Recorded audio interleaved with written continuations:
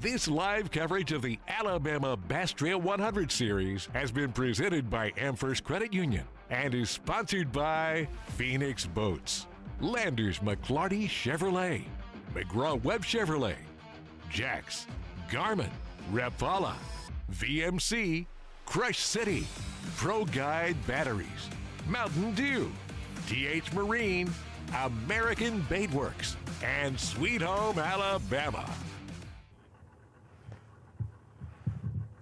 Welcome to the third and final stop of the Alabama Bass Trail 100 on Wheeler Lake, Decatur, Alabama at beautiful Ingalls Harbor.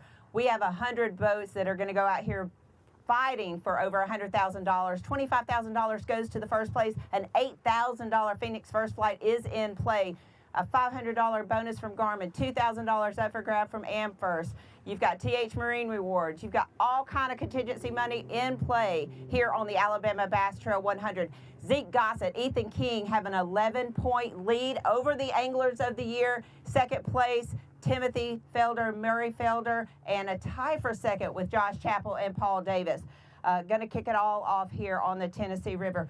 We're set to do blast off here in just a few minutes. We do have some overcast.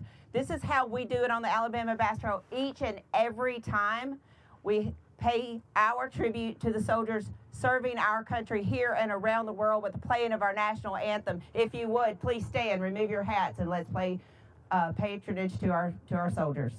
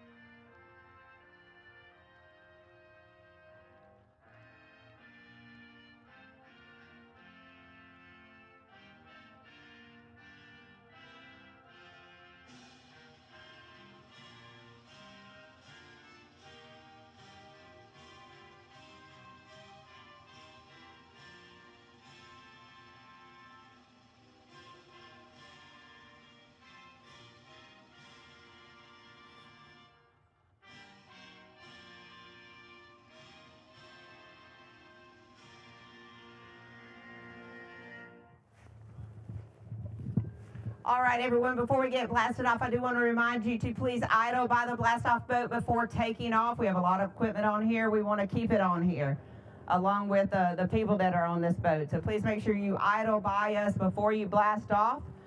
Boats 1 through 25, be close to the blast-off boat. 26 through 50, be right behind them. Here we go. Boat number 1, John Kellett and Robert Story, you are free to release. Boat number 2, Bill Mayo and Matt Mabry. Boat number 3, Andrew Feltman and Ryan Arnold. Boat number 4, Brett Harp and Ricky Harp. Boat number 6, Timothy Baker and Jason Wisnat. Boat number 7, going out solo, Lucas Black. Boat number 8, Chris Carden and Will Sheliak. Boat number 9, Mr. Charlie Cummings going out solo today. Boat number 10, Alan Glasgow and George Crane. Boat number 11, Derek Hicks and Alex Davis. Boat number 12, Leon Johnson and Andrew Johnson. Boat number 13, former ABT Anglers of the Year in the South Division, Rob Lee and Steve Winslet. Boat number 14, your current Angler of the Year leaders, Zeke Gossett and Ethan King. Boat number 15, Brett Harrell and Andrew Maddox. Boat number 16, not here today, Wes Logan and Doug Logan. Boat number 17, Harry Payton II and Harry Payton. Ooh, we got the American Baitworks boat coming up next. Boat number 18, Walt Roberts and Robert Greenberg. Boat number 19, Danny Shell and John Dalton Miller. Boat number 20, Caden Sinclair and Logan Shaddix. Boat number 21, Brian Stifler and Wesley Gore. Boat number 22, Damian Willis and Mark Stewart. Boat number 23, Ken Walters and Dallas Weldon. Good luck, guys. Boat number 24, Thomas Shelton and Matt Adams. Boat number 25, Terry and Terry. Terry Mann and Terry Pryor. Good luck, guys. Long-time ABT fishermen. They won the first tournament of the year. Boat number 26, Jed Lamb and Andrew Loberg. Go get them, guys. Boat number 27, Andy Kilgore and Daniel Law.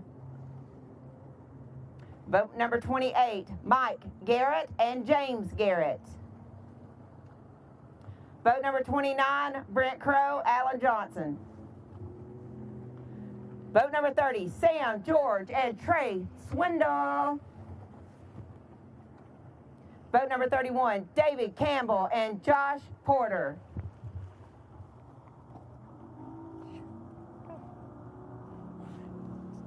All right, boat number 32, Michael Geiger and Jake Aiken. Boat number 33, Zach Hester and Hunter Billingsley. Boat number 34, Mickey McHenry and Kim Carver. Boat number 35, currently tied for the second in the Angler of the Year points, Paul Davis and Josh Chappell. Boat number 36, Matthew Johnson and Tyler Rodich. Boat number 37, Dee Dee Murphy and Dylan Murphy. Boat number 38, Robert Robinson and Morgan Brown. Boat number 39, going out solo, Mr. Justin Atkins. Boat number 40, Bassmaster Elite Series angler Scott Canterbury and Terry Stevens. Good luck, guys. Boat number 41, Jeff Cannon. Missing Mr. Terry Tucker out here today, guys. Miss him every tournament. Boat number 42, Tim Hurst and Mark McKegg. Tied for second in the Angler of the Year points. Going out boat 43, Timothy Fielder and Murray Fielder. Boat number 44, having to go out solo, Mr. Tony Harvey. Good luck. Boat number 45, also going out solo, Mr. Garrett Warren. Boat number 46, Will Colley and Gavin Moy. Tell your papa I said hello, Gavin. Boat number 47, Jackie Flack and Ethan Flack. I bet Miss Becky is watching. Boat number 48, Weston Handyman and Eric Kerfman. Boat number 49, former champions on the Alabama Bass Trail, Matthew Hurst and Roy Hurst Jr. Good luck, guys. Boat number 50, Jason Kilpatrick and Keenan Connell. Good luck. These guys right here are ones to watch. Boat number 51, LaVoyd Lemon and Zachary Lemon. Boat number 52, Nathan Harbison and Charlie Harbison. Boat number 53, Mark Condren and Ted Paisley. Boat number 54, David Ayers and Randall Barnard. Boat number 55, Stephen West and Wendell Edgell. Boat number 56, Are They Here? Amanda Williams and Buck Williams. Probably coming in boat 101. Boat number 57, Jonathan Webb and Bradley Johnson. Boat number 58, Brian Shook and Tristan Smith. Boat number 59, Justin West and Cody Vickery. Y'all got your trolling motor fixed? Good deal, good deal. Boat number 60, Gary Thompson and Chris Dunn. Boat number 61, Benji Seaborn, Dustin Seaborn. Boat number 62, James Swindle and Paul Ernest. These guys right here know how to catch them too. Boat number 63, Jason Smith and Jason Niedergasses.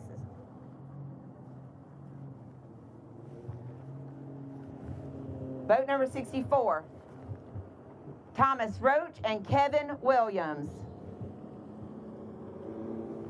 Boat number 65, David Pear and Jimmy Mason. Fixing to let that Phoenix fly. Boat number 66, Shane Mears and James Mears. Boat number 67, L.J. Brown and Rodney Isbell. Boat number 69 is not here. Daryl, we're thinking about you. Boat number 70, James Scott and Brian Meadows. Boat number 71, Brandon Wright and Josh Teat. 72, Tim Van Egman and Tony Campbell. Boat number 73, Cody Lakey and Ryan Allard.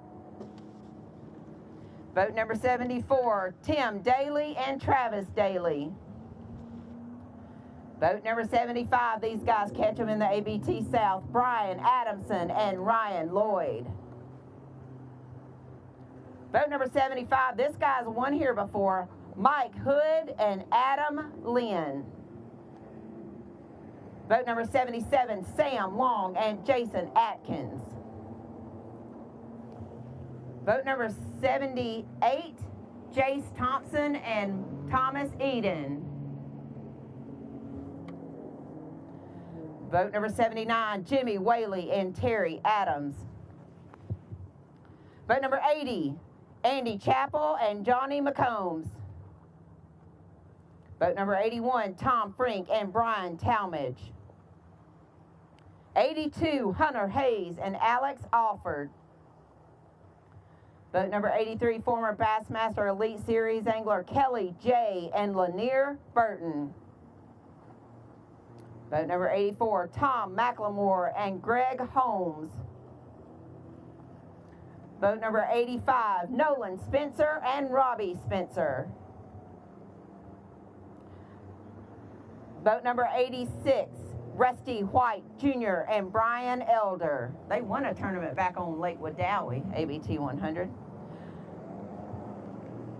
Boat number 87, Bradley Williams and Jeff Weaver. Boat number 88, Chris Colley and Adam Bain. Boat number 89, Chad Hall and Clint Nail.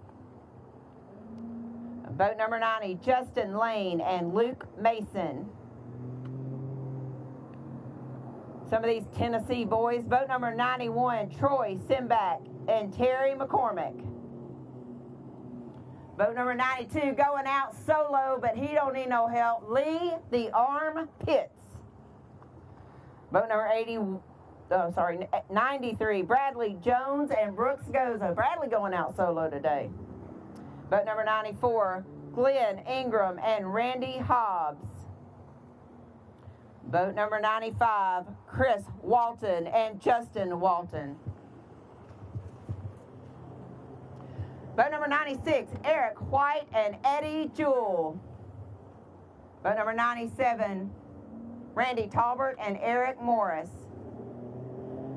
Boat number 98, Michael Stevens and Kelly Treese. Boat number 99, Ronnie Ray and Danny Cotney. And the boat we've all been waiting on, boat number 100. Y'all probably know these guys. Waylon Mullis and the Bassmaster Elite Bassmaster Classic champion, Justin Hamner. Not sure where they went. All right, guys, that does it. 100 boats blasted off from Wheeler Lake, Ingalls Harbor, in Decatur, Alabama. 100 boats, $100,000 and 100% payback. Boat number 14, I think Luke Duncan's with them. They're your current reigning Angler of the Year leaders. Zeke Gossett, Ethan King. Come on, Luke. Tell me they're catching fish. Good morning from Decatur, Alabama. Wheeler Lake, stop number 3, the final stop at this Alabama Bass Trail 100. And Ethan King hooked up. We're on Zeke Gossett and Ethan King, Angler of the Year leaders by 11 points, trying to seal the deal. Hooked up. Zeke Gossett with the net. Good fish for Gossett and King, picking up where they left off. They had a second place to start the year at Logan Martin in the Snow Bowl, and they won Weiss Lake, event number 2. Kicking things off this morning, I believe that's going to be their first pass, and it's a good one.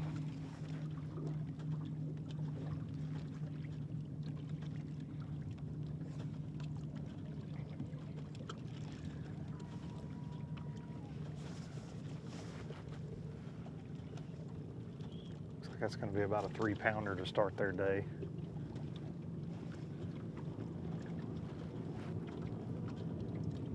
I believe we've got Darian with Wesley Gore. Here. Luke, we caught up with Darian. Wesley Gore, and they caught one as soon as we pulled up, and we were still kind of idling or trolling towards them, and now they have caught another one. And both of them, I'd say both of them look fairly small, but they're definitely keepers, right? They both look pretty small, right? Yeah, they're 1.5 pound fish, I would say, but start off, and I mean, they're still literally boats still passing us from blast off, so you got 2 fish in the boat already. I think you're happy. I do believe they put both of those fish in the live well. Luke, you said that Ethan King caught one already too. Was it a good one? Yeah, he just caught a good one just right before I threw to you, and I can actually see you, Darian. Another one. Oh, it came on. And another one. Darian, I can actually see sorry to you. interrupt you, Luke. We're not far from you. Yep, I see you Here too. on the You flats. you actually.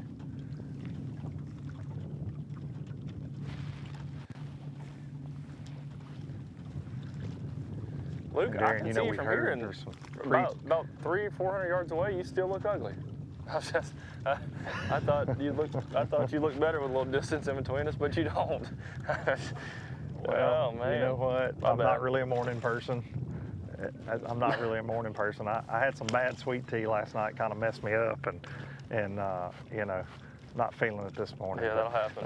Who is feeling That'll it? happen. This team right here, Ethan King and Zeke Gossett. Let's talk about the year they've had, man. A win at the last one at Weiss Lake, and a second place at Logan Martin, and still only have an 11-point lead. That's what's crazy. These 100s are some of the most competitive tournaments in the country. But getting things kicked off right this morning. Yeah. And Zeke's always been good on Wheeler too. I'll say, like, I've grown up fishing against Zeke, and he's always done really well here, it seems like. So, you know, and especially, we talk about this a lot, but fall fishing's, if you get around fish, it's good, but a lot of times for a lot of people, it's tough. I think somebody like Zeke who can figure fish out, stay confident in a time where it's tough, like, so he's so good that he will end up doing good in a tournament. And they're already on some fish. I think Zeke's gonna be one to watch later on this afternoon for sure. No doubt about it. He is, and Ethan is just adding these two together is like taking steroids. You know, we've seen that all year. Like, it's just not fair. Yep. Them being a team, like these guys, they work well together. They're incredible anglers, and we just see Zeke compete everywhere. But you're right, he has a lot of success on Wheeler over the years, and he's known as a Coosa River guy a lot. But man, this young man just catches them all over the place.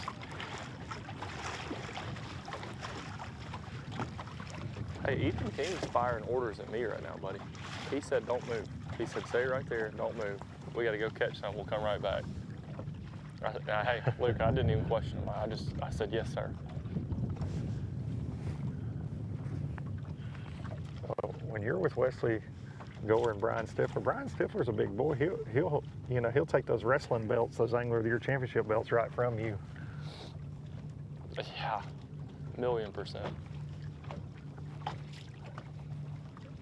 You know, Darian, a lot of pre-tournament talk, at least this morning, about Wesley school of bass he's on, I was surprised to see him stop where he did, to be honest. Yeah, I don't disagree with that. Thought you were going to make a little further ride than that. I honestly did too. Are we quite 4 miles? Probably right at 4 miles. Yeah, Maybe. I thought we'd go a little further.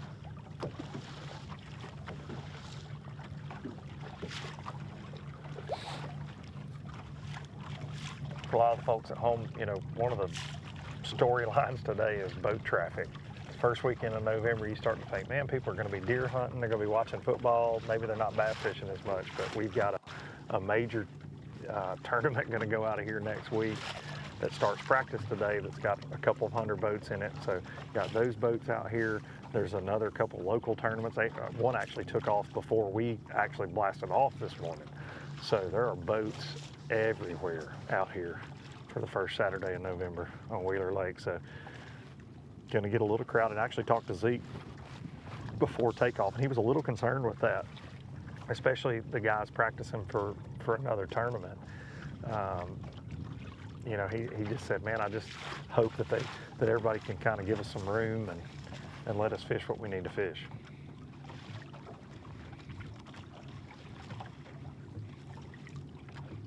He felt pretty confident they would catch them, though, if they could get to 2 or 3 spots that he wanted to get on first thing this morning.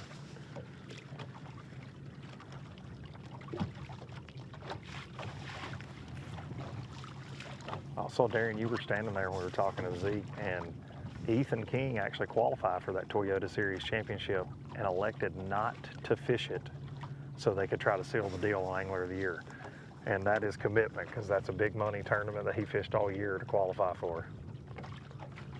What a good friend. You know, that's what I call a good friend. No doubt. Zeke said he's just worried he didn't trust him.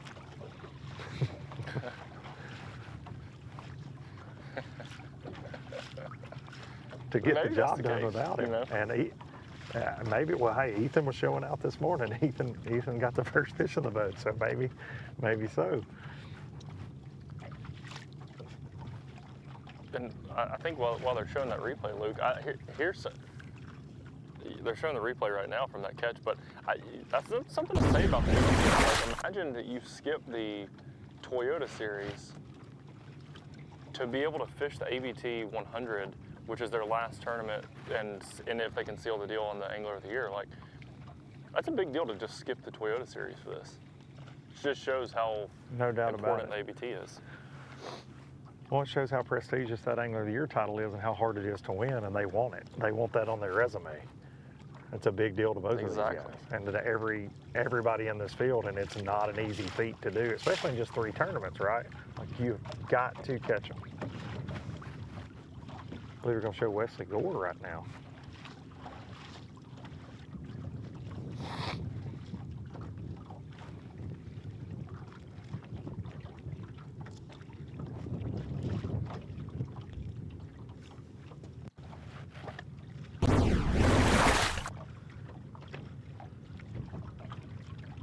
And Darian, talking to Zeke this morning too, I covered Zeke in our April tournament here in the ABT North. And I was asking him, you know, hey, we're going to follow you. How far are you going? Just trying to get the details to know what I was in for this morning. And he said, pretty much where you saw me in April. He's right where I saw him in April.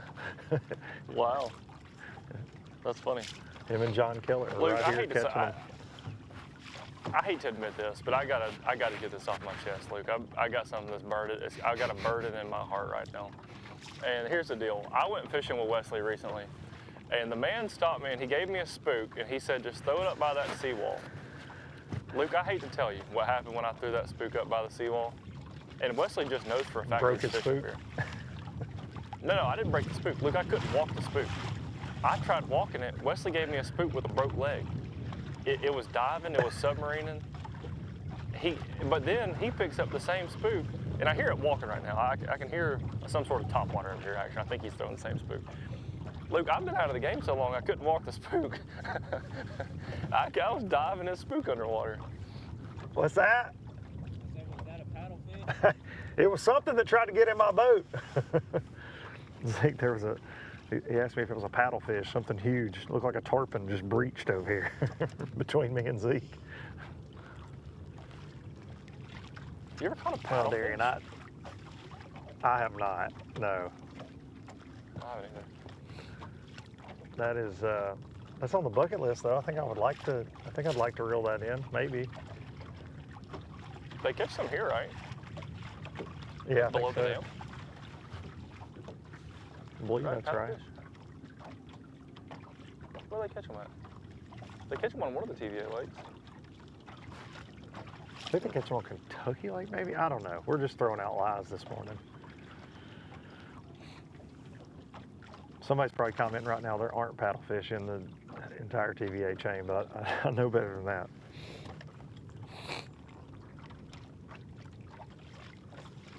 Luke, maybe it is Kentucky Lake that I'm thinking of. They catch them below a dam, I know that. On the Tennessee River, I know that for a fact. That narrows it down.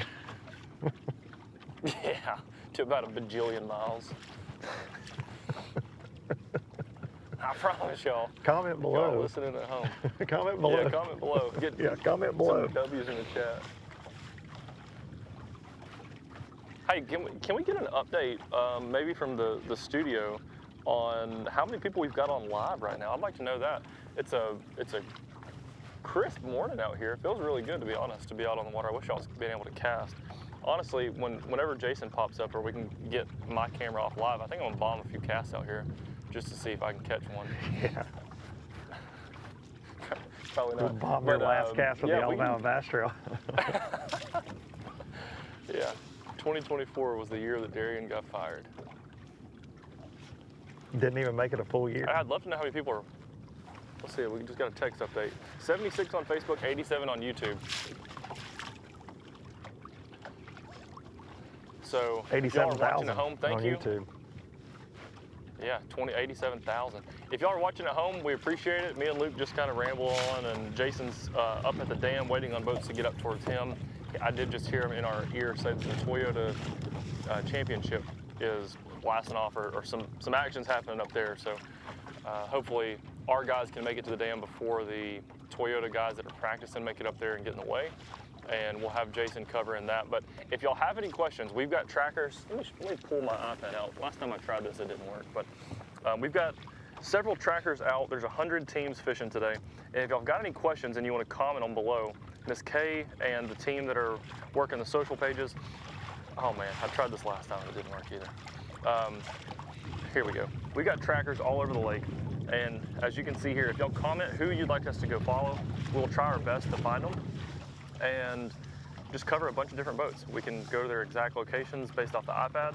And so if y'all have any fishing questions, whether it's like the patterns that the guys are doing, what they're throwing at, the weather conditions, water conditions, if y'all have got a tournament coming up and you want to get some inside information, we'll ask some questions. So y'all comment those below, and me, Luke, and Jason will do our best to answer them. This K's in our ear. Y'all can see we've got AirPods in one ear, listening to the studio, and they're firing y'all's questions our way. So we appreciate you watching.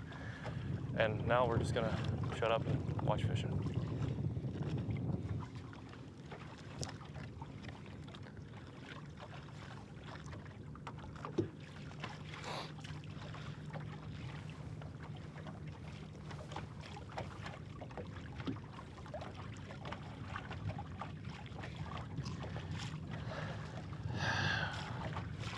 Darren, you know the last time we were together was on the third Saturday in October.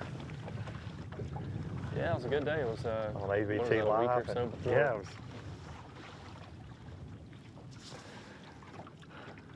And that weigh-in got cut, you know, kind of got in the way of us watching that Tennessee-Alabama game, and I actually had to watch the fourth quarter driving home by myself to celebrate that victory.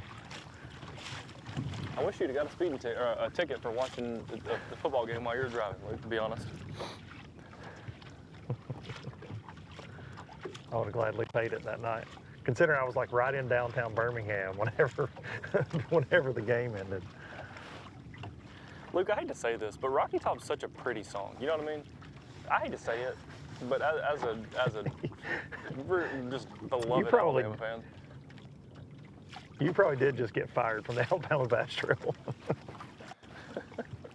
I don't think you can say that as an Alabama resident. I don't think so. If my papa heard that, he would not allow me to come back to his house either. Yeah, Big Al's not having you at Christmas this year.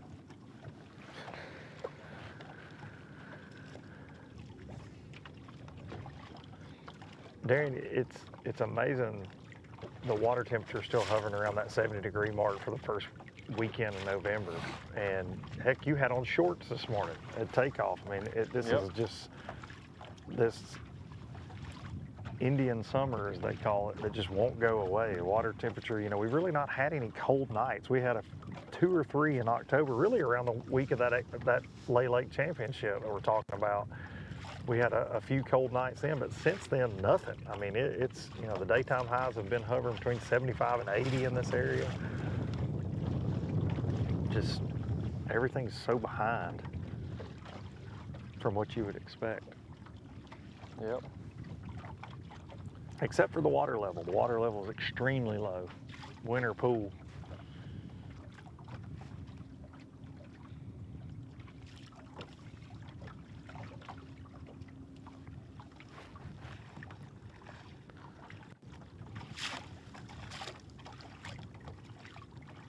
So far, we've seen Zeke and Ethan alternate between a chatterbait, a crankbait, a jerkbait. On topwater a couple times, but they keep just trying to find something to trigger these fish. Like we said, if you're just tuning in, as soon as we pulled up on this Angler of the Year leading team right here, Ethan caught a really nice one, but it's been slow since. Darian's with Wesley Gore and Brian Stifler. Elite Series pro, Wesley Gore, who's also doubles as a camera boat driver for the Alabama Bass Trail at Lay Lake a couple weeks back.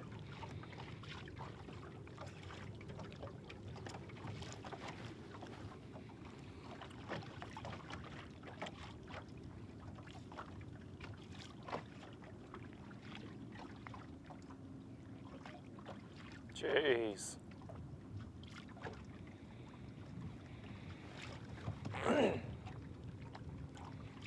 Wesley claims I may be bad luck.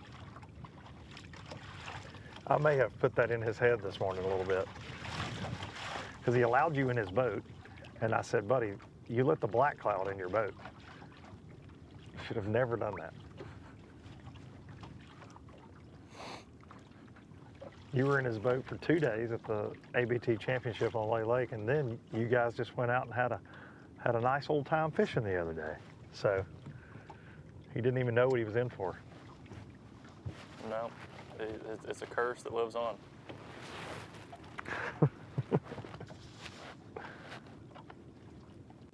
It looks like Zeke and Ethan might be going to make a move or turn around and fish back through this area. I think they're just going to fish back through.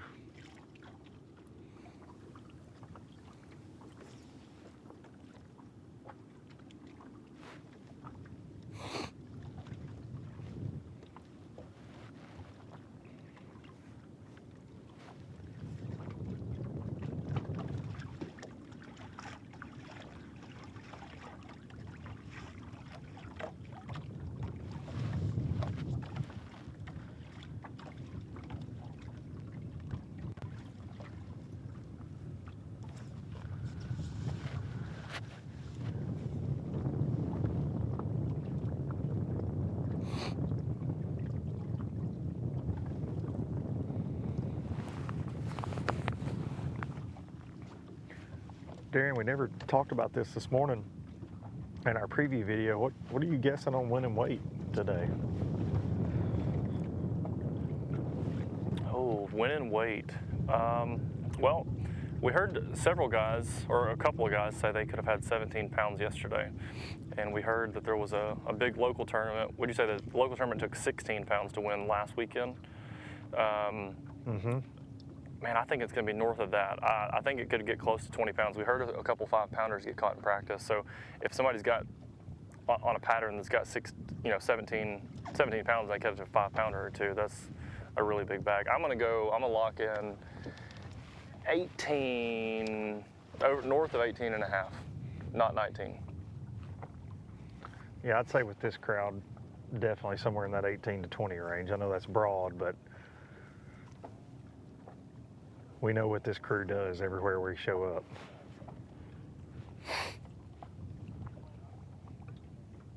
You've got some great locals in this event, and then you just got certified fish catchers from all over the country. Bassmaster Classic champs, Bassmaster Anglers of the Year. The 100s are so unique in that.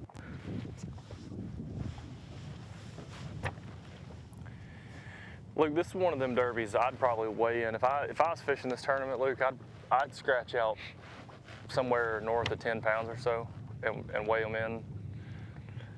You know, probably finish dead last and head on to the house. It's one of them deals where I probably wouldn't catch them.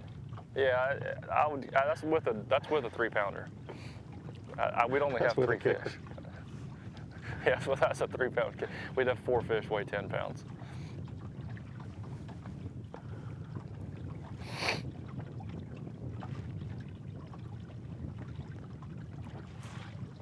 Wheeler is one of those lakes just loaded with keeper-sized fish, and sometimes finding those 3+ pounders is a little tricky, depending on the time of year.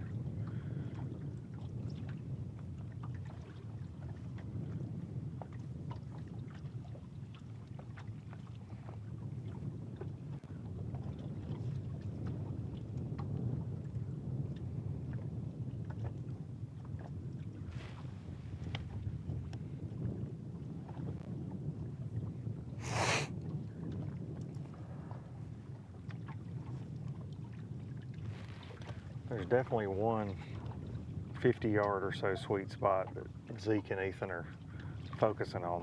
They will roam away from it, but when they get back to it, they kind of lock down on it.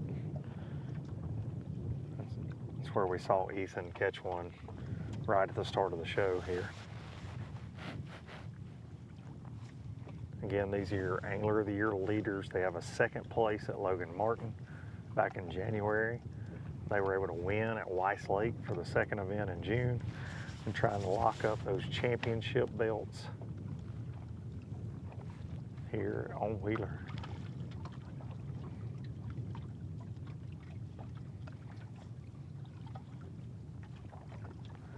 Zeke's got one Alabama Bass Trail Angler of the Year title to his name with John Kellett in the ABT North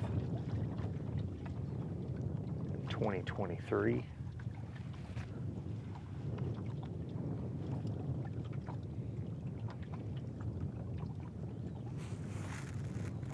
Didn't seem to be feeling the pressure this morning at all, did he, Darian, when we talked to him before launch? Zeke is cool as a cucumber now. He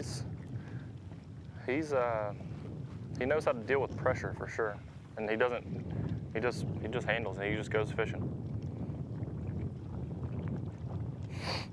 He goes catching most of the time. Yeah.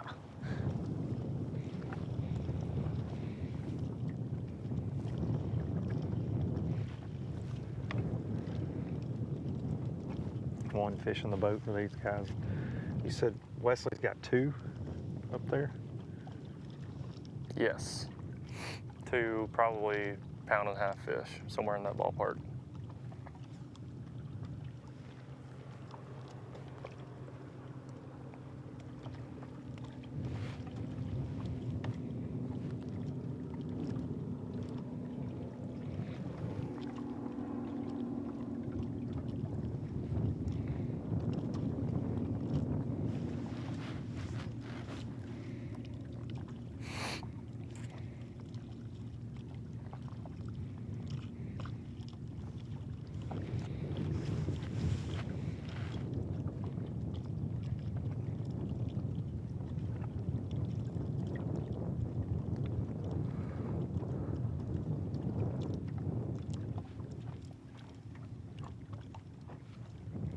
Darian, I know we're not too far away from each other, but what are you seeing Wesley and Brian do technique-wise?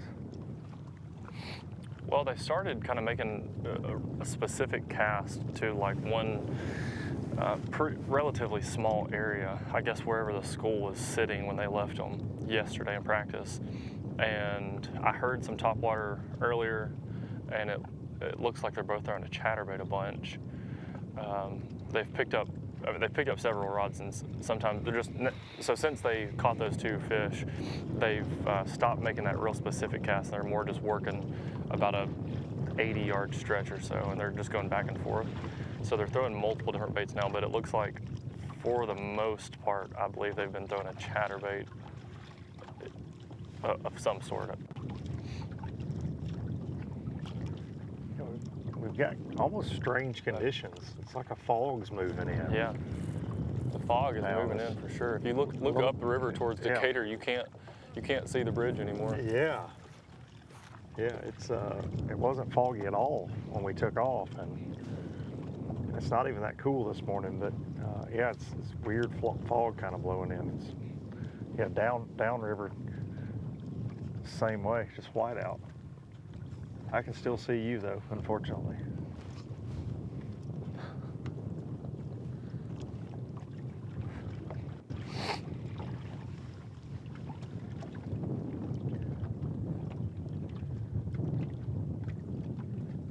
I also see some sort of police boat. Do you see that downriver, Darian? Yeah, I do see that. Flashing blue lights? Probably coming to check your fishing license.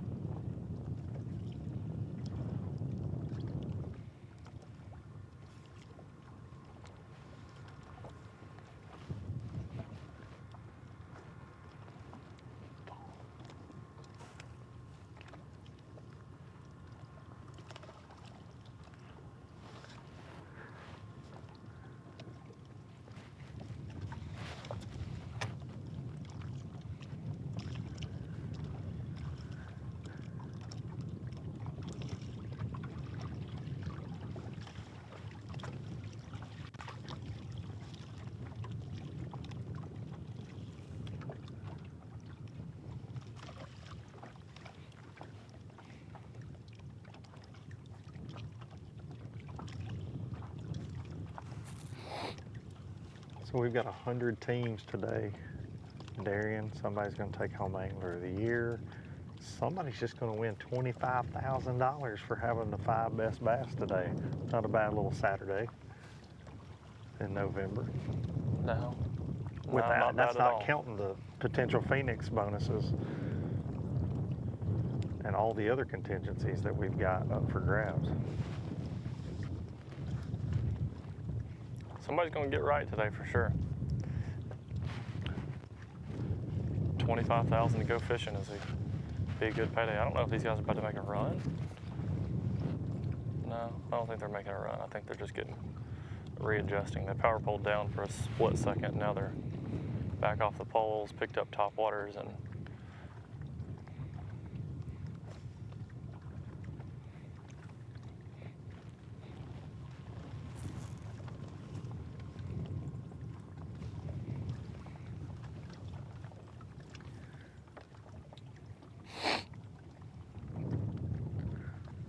seeing Ethan kind of go into live scope mode here. They're starting to really, Ethan took the front, starting to scope a lot. Zeke's still fan casting behind him.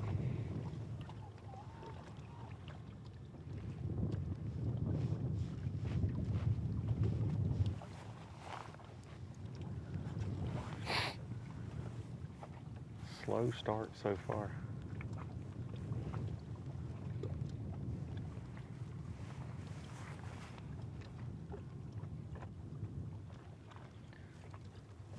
our final Alabama Bass Trail event of the year. Got a little bit of a break coming up, but not too long. We'll be back in January of 25 for Lake Guntersville for the first ABT 100 next year. So right back at it in a couple of months.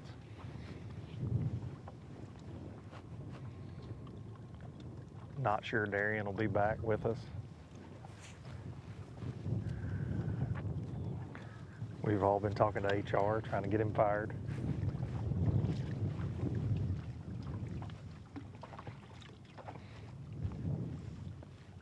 There's a rumor that I'm getting replaced by Mark Zona.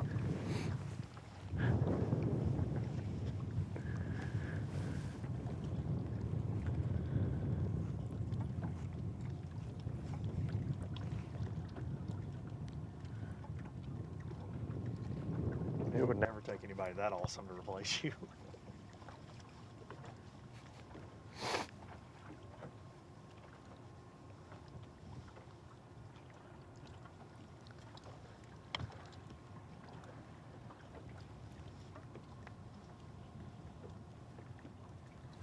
We're just kidding, man. We love you so much, brother. I'm glad you're here. Darren, I always wonder when people tune in. Maybe it's for the first time they don't know you and I are back and forth in life. They hear us just dogging each other out.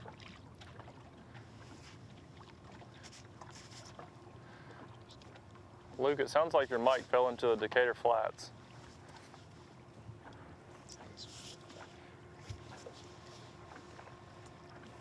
Yeah, I think we're having battery issues.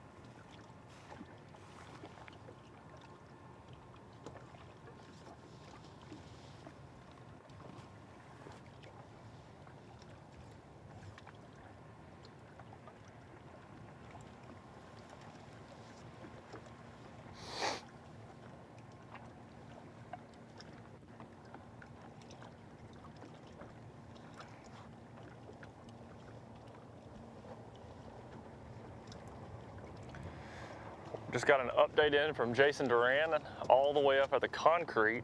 He left us this morning around 6:15, drove the truck and boat all the way up and put in at the dam, and he said he just checked in and said that they're just waiting on boats to get up there. We did hear several guys were headed that way, so I imagine with the fog, Jason, there's a lot of fog down here, so I don't know if it's a foggy run up and they're just taking it easy.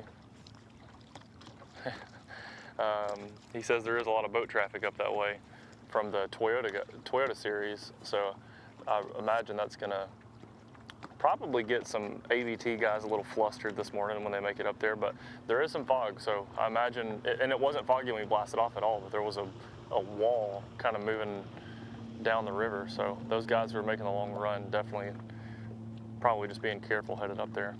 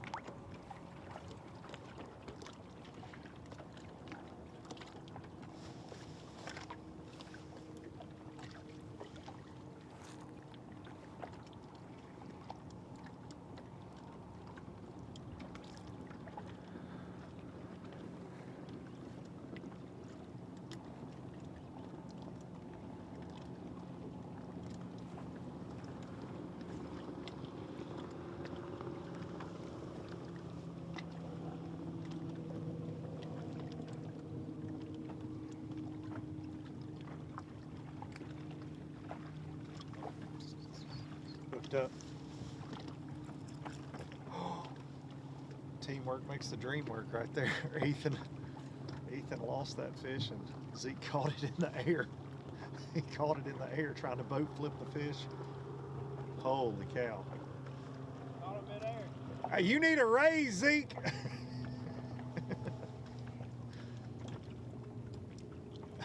agree.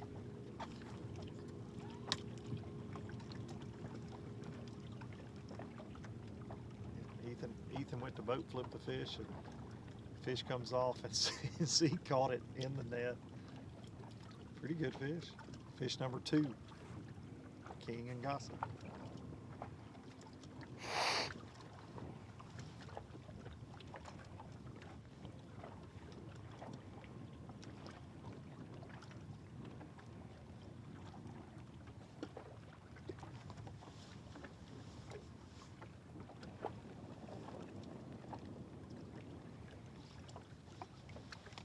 Oh, Wesley's got a fish on.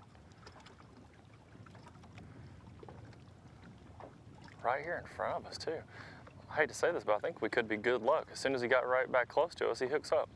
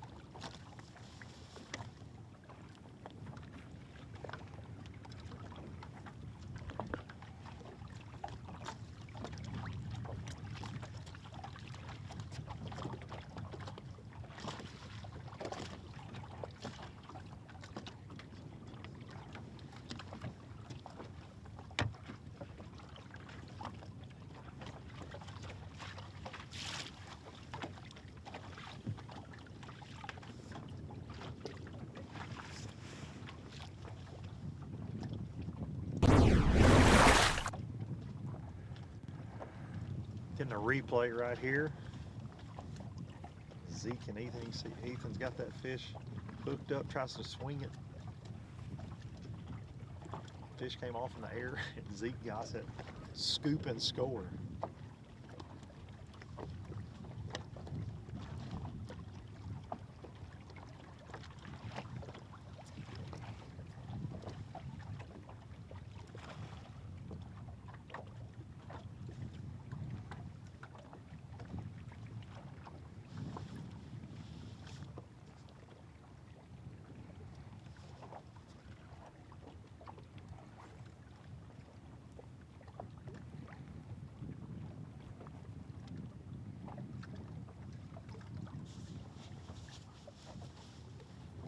Oh, Wesley's got another fish on.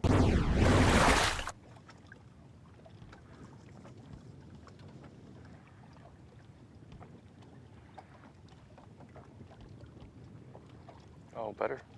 Oh, brother.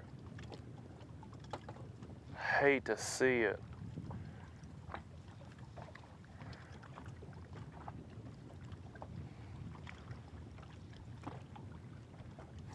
Well, Wesley just had one on top water, and this is one of those ones where you just wish that the commentator was not right behind you because you're really flustered and you want to, possibly say an explicit word after that happened, but his fish did come off, unfortunately.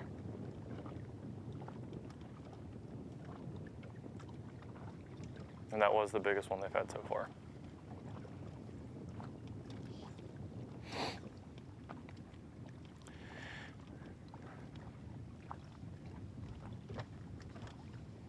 Luke, it does appear that this school they've got might start grouping up, or either they're just biting better now because they have power pulled down and they're casting the same, pretty much same cast right now, same area.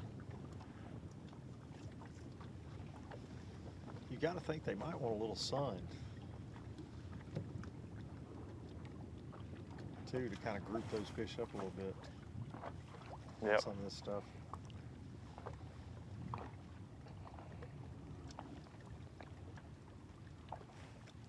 Also, we talked at Lay Lake in the championship about fishing in the fog. I hate fishing in the fog.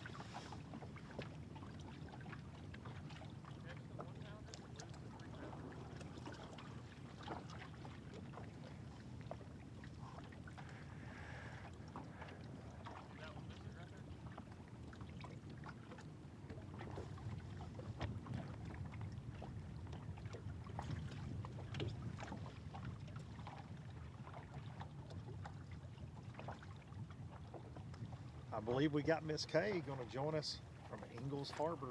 Miss Kay, how are you this morning? Welcome in for the first time in the Alabama Bass Trail live studio here on the banks of Ingalls, on Wheeler Lake at Ingalls Harbor. I did call off the boats this morning, so I was a little tardy getting into the studio this morning, but this is the third and final stop of the Alabama Bass Trail 100. Wheeler Lake, 67,000 acres out on the Tennessee River. As you can see, the fog has set in certain areas of the lake. I did have my husband reach out to me from the TVA plan and said that the fog was really thick down there and that he could hear boats, but they were not running. They were just barely going. So guys, being careful out there, and that's what we want. As you can see, Wesley Gore had some dock talk with him yesterday. He said that the school of fish he was on is around 200 fish sitting there. So he's going to be there the majority of the day. Looking at the trackers, there is a number of guys that are just up by the bridge, so we're going to get a guy headed in that direction shortly. And that's what they do when I come on. They're moving, looking for other teams that you want to see out here on the Alabama Bass Trail. Some of the teams that we think we should be watching, teams that have done well here in the past. Damian Willis and his partner this week is Mark Stewart. Adam Bain, Chris Colley, I know some of you have asked about them. They do have a tracker on their boat. We are going to be going to them. Justin Atkins is kind of in that same group of people. Looking at the trackers here, there is a number of those teams that you have asked about. Trace Swindle and Sam George are there. And we do have Jason up by the dam. If we see that no Alabama Bass Trail guys are making it there, he will make his way back down the lake and come and cover some of these guys as well. Weigh-in does start at 3 o'clock today, so if you're planning on coming out, please make sure you bring your lawn chairs. There's no bleacher seating out here at Ingalls Harbor, and just be mindful that there is a vintage marketplace going on at the pavilion. Parking will be at a premium, so make sure that you get here and get your parking spot and get ready for a great weigh-in. All of the dock talk the last 3 days have been how healthy Wheeler Lake is and how great the bass look and how they are finally grouping up and schooling up. So we expect to see when you can get those schools ignited, that it will be a very fast and furious type of fishing event. So we're covering Ethan King and Zeke Gossett. I think it needs to be said, these guys are leading your Angler of the Year race with 199 points out of a possible 2,000. Or I'm sorry, out of a possible 200. A second place finish at Logan Martin and a first place finish at Weiss Lake. Unbelievable season that they're having there. We have a tie for second place, 11 points out of the lead. Josh Chappell, Paul Davis, and Timothy and Murray Felder. So going to be a real tight race between those two teams. I think that's kind of, or those three teams, it's kind of going to wind down to those. So it's going to be an exciting weigh-in. 22, 23 pounds is what we're hearing might win. 14 and a half to get the 20th place check, which is $1,500. A lot of people had questions on our TikTok Live this morning about how to get in the Alabama Bass Trail 100. Fortunately for us, the field is full. It filled up in just 3 or 4 days this year. 100 boats, $1,000 per tournament, which is $3,000. And we pay out over $300,000 in these 3 events. So all of the action, as you know, can be watched here on AlabamaBassTrail100.org, also on our YouTube channel, Alabama Bass Trail TV, and on both of our Facebook pages, Alabama Bass Trail Tournament Series and the Alabama Bass Trail 100. But we're going to go ahead and take a short break. I hope Vince Nim in the studio can get us to a commercial break. That way, Darian, Luke, and Jason can set up on new teams, and we'll be back out on the water on the Alabama Bass Trail Live, presented by AmFirst. We'll be back in just a moment. You guys stay tuned. The Alabama Bass Trail 100 Series is brought to you by Phoenix Boats, Landers McClarty Chevrolet, McGraw-Webb Chevrolet, and by Academy Sports and Outdoors. At Phoenix Boats, our passion for fishing is obvious. Whether it's a pro event or fishing with our family and friends, we truly love the sport of fishing. That's why our goal is to make every single Phoenix boat that goes out the door the best fishing platform it can be in both design and construction. We love to fish as much as anyone, and we believe it shows in every boat we build. Phoenix Boats, built by anglers for anglers. Here at Landers McClarty Chevrolet, it's time to pick your offer on a new Chevy Silverado 1500. That's right, pick the offer that's best for you. Choose rates as low as 2.9% for 72 months, or how about up to $12,000 off all Silverados? They have the best selection in years with over 500 pre-owned vehicles available. Big store, big on savings, and big on customer service. Visit LandersMcClartyChevrolet.com. Welcome to Minnow King. How can I help you? Everything looks good. I'm friggin' starving, man. Been spawning all morning. Ugh, TMI, bro. What do you want? I'll take a Crush City freeloader and gizzard shad. Anything to drink. Water. Pull ahead, please. Welcome to Minnow King. We're gonna have what he's had. Yeah, throw me in a net BLT, too. Pull ahead, please. Calm down. Quit feeding him so much. Hey, man, I'm trying to, man. If you overfeed him, he's gonna hide under a log. The perfect checking account doesn't exist. Not at a bank, that is. So why do you keep looking there? At AmFirst, you can get no minimum balance or monthly fees, an instant issue debit card, and free checks with unlimited check writing. But who doesn't want more? Like a rewards program you'll actually use, and convenient digital tools that make it easy to manage your account from anywhere. Now you could try and find that at a bank, or you could save yourself the trouble by checking with us. Stetson Blaylock, Todd Auten, Hank Terry, let's go!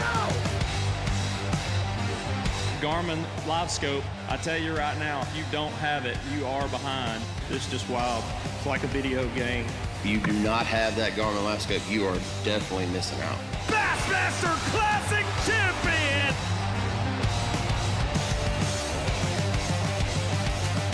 If you've been at Jack's as long as I have, you know what gets people in Mobile excited. Bacon! We're putting a whole heap of bacon on our new Ultimate Barbecue Bacon Burger. 6 slices of crispy hardwood smoked bacon with 2 all-beef patties, cheese, and our tangy Southern barbecue sauce. Y'all, that's a lot of bacon. Oh, I can handle it. It's Bacon Mania with our new Ultimate Barbecue Bacon Burger. Or try our classic Big BLT or our Chicken BLT today. I'm Carrie Jackson, and I'm all about the South.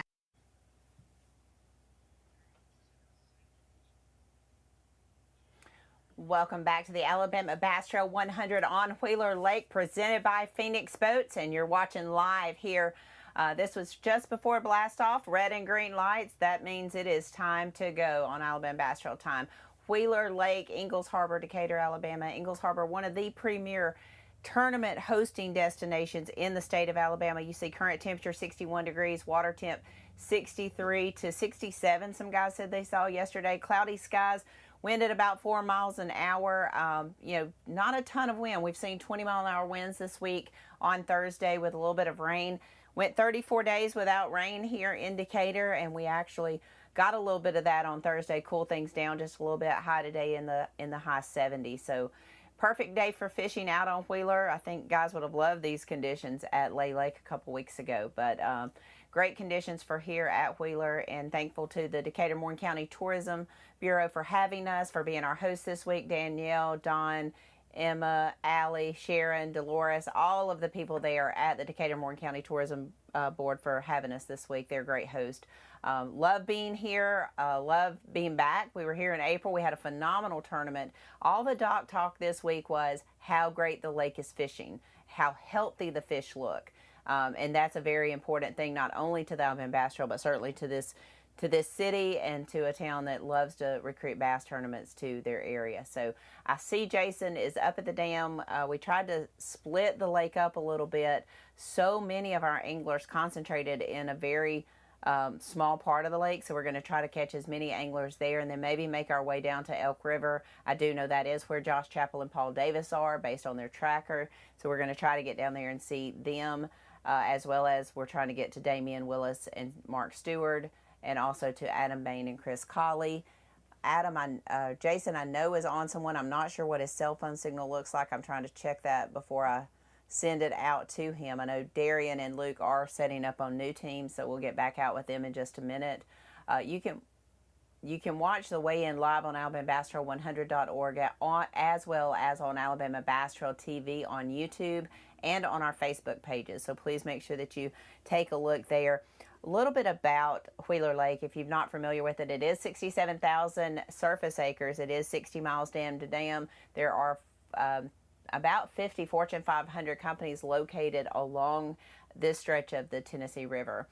You have Lake Guntersville, then you have Wheeler Lake, Wilson Lake, and then Pickwick that make up the four reservoirs that make up the Tennessee River in the state of Alabama. All of those are prime for fishing.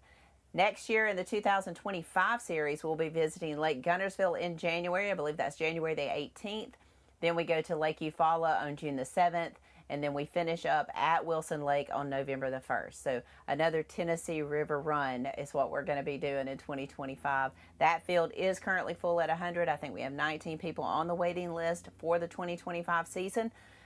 All payments are due on December the 1st, so we will know if we have anybody who's backing out of the 2025 season and if we will need to make any changes to that roster. We'll publish that shortly after December 1st so that you can see who's fishing. So we're trying to keep up with any comments that you have. If you have anything you'd like for us to pose to our team, please put that in the comments. We'll be happy to try to get you as much information as we can from the guys out on the water covering the teams. I know Jason is on a team. He's in a poor cell signal area, so we'll try to get him in a little bit better situation and get you back out on the water with them. All right, I thought we had somebody. So 100 teams, 200 anglers, $100,000 paid out. The way the Alabama Bass Trail 100 series works, it is $1,000 per tournament, $3,000 entry fee total. We give away $100,000 at each event, and we pay out a big fish as well as all the contingency money. So around 108% paid back to the anglers on the Alabama Bass Trail, with the 20th place check being $1,500. So we do have a preview video of Jason, Luke, and Darian before this morning's blast off, telling you what they thought they were going to see on the water today. It's always fun to recap when they come back in to see if what they thought was going to happen actually happened. So here we go. Take a look. Ladies and gentlemen, this is the final ABT 100 of the year here on Lake Wheeler. It's a November tournament. When you look at the schedule, you think it's going to be cold, but it's not cold. Well, I'm mixed. I'm in shorts and a hoodie. We hear the fish are biting better than ever. Supposedly it's really, really good. We know the water's really, really low. Not sure how that's going to play in, but I think Wheeler will show out today. Look, you made fun of me earlier this year because I always pick the Crush City Freeloader as my bait for the win. It just seems like it's catching a lot of fish. It's a safe pick. Everybody that I'm following around has always been throwing it. So I'm going with Crush City Freeloader. I'm going cleanup crawl on the back of a football jig, dragging around a little bit. Old school. Old school. I think we can see that on some of the stumps a little bit. Slow down, catch you 5 big ones. What do you think, Jason? I'm going 40 miles that way. Oh boy. A lot of concrete. Yeah. A lot of flowing water. Maybe a little swim. We're going to be the mayor up there today. Yeah, a little mayor I think it's going to be one up there today. Yeah. I do think it's going to be one. I think a lot of guys are going to catch it down here south. 68 1,000 acres in play today. Every gallon of it is catchable. If you think it's going to be one up there, you just go ahead and take the belt up there to Yeah, I'm going. You're going to take it up there? Shooter McGavin. All right, guys. We'll see y'all here on live here in a few minutes. Well, good morning, Alabama Bass Trail 100 viewers. It has been a long run for us this morning. Left takeoff this morning in my truck and drove up here 40 miles, put in a ditto landing. We got a bunch of the Toyota guys we're putting in. They could not be on the water this morning until 7 o'clock. We pulled in about 6:50 and the line started. So probably about 25-30 guys put in there this morning. When we were there, it's all happening. But good news, some of our ABT guys are starting to make it up this way, and we got the winners of Logan Martin, Andrew Loberg, and Jed Lamb right here in the distance. They are getting a good start this morning. It's a long run up here from Decatur. You know, it was a little foggy this morning. Those guys had to travel in the boat. I had to run through downtown Huntsville and all that to get here. Had to run through the drive-thru at Jack's real quick. Miss Kay, they had us playing on the big screen in Jack's this morning. They were all standing up doing the national anthem when I rolled through the drive-thru. So our Jack's restaurants are hopping, watching live with us this morning, I hope, everybody.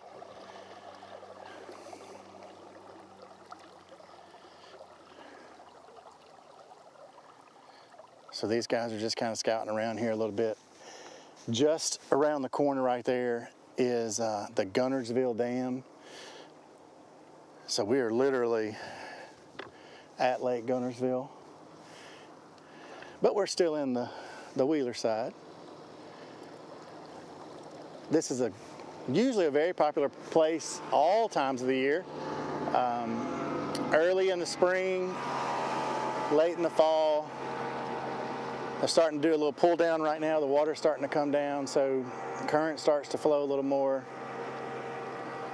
And really, it kind of gets really narrow all the way here to the dam. So these guys are trying to catch these active fish.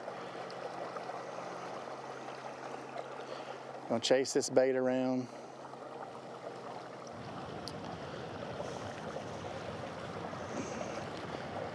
Luke, sorry man, I ran through the drive-thru at Jack's on the way here. I didn't think I was going to be late to get with you guys, but I might as well have fished at Gunnersville. I drove so far.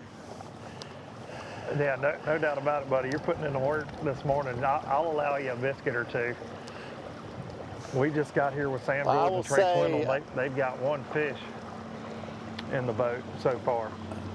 But if you're watching at home, Halloween was just a couple days ago, and it looks like Halloween all over again. It's eerie out here.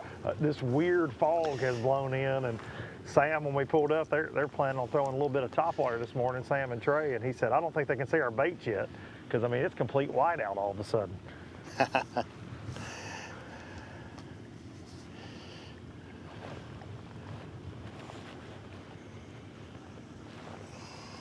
Well, we're on Loberg and Lamb here, and they're just kind of scouting around, got their head down, scoping.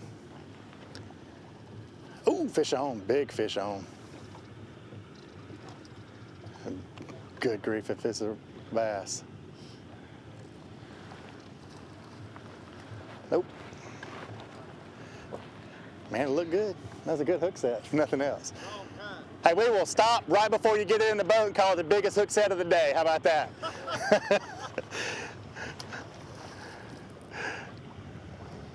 Look good. Yeah, I knew. He's starting. Hooked him in the back. Jason, are you giving out the Mountain Dew big hook set of the day? The Mountain Dew big hook set of the day. Let's go there, for sure.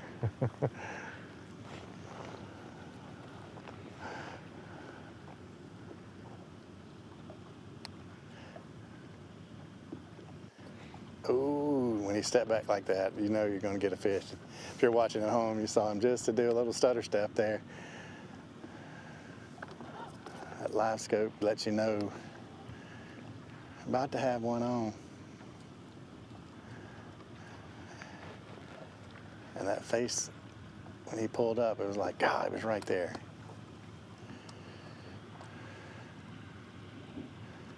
A little bait change. Jason, is it crowded up there this morning? You know, we drove all the way to the dam just thinking some of these guys were going to go on what everybody knows up here, that little secret spot that, you know, nobody talks about, but everybody fishes. We sat on that for a little bit this morning. I didn't count, but I would say there are 25 boats in that all around the dam up there. And of course, they're none of our guys, because I was watching the trackers and our guys were still 15 minutes away. So a lot of boat traffic coming out of the this morning. I told them on live before you guys got back that we pulled in at the ramp at 6:50. They could not be on the water till 7 o'clock. I was the first one there, and then after that, it just flooded in. So probably 25, 30 boats put in with us, and it's just a regular tournament day, it looked like for them, but it's just a practice day. So I hope today these guys give us a little bit of a break. They got a good many days left to practice before they've got to compete. I know it's a big tournament they've worked for all year long, but these guys here in the 100s have worked all year long to get here as well. So hopefully we get a little room today. Yeah, down on the flats, it's a little crowded, and especially in the fall now. It's got one on. When you're trying to, okay. Come on, baby. Fish on. I mean, it ain't the biggest one in the world, but it's a good sign.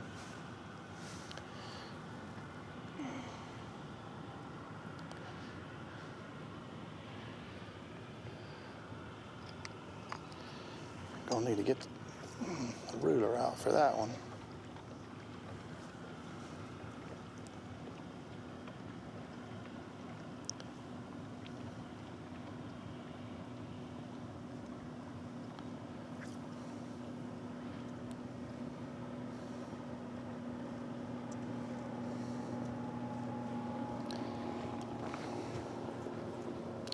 I'm gonna go ahead and put it on the scale, so that means it's gonna go in the box.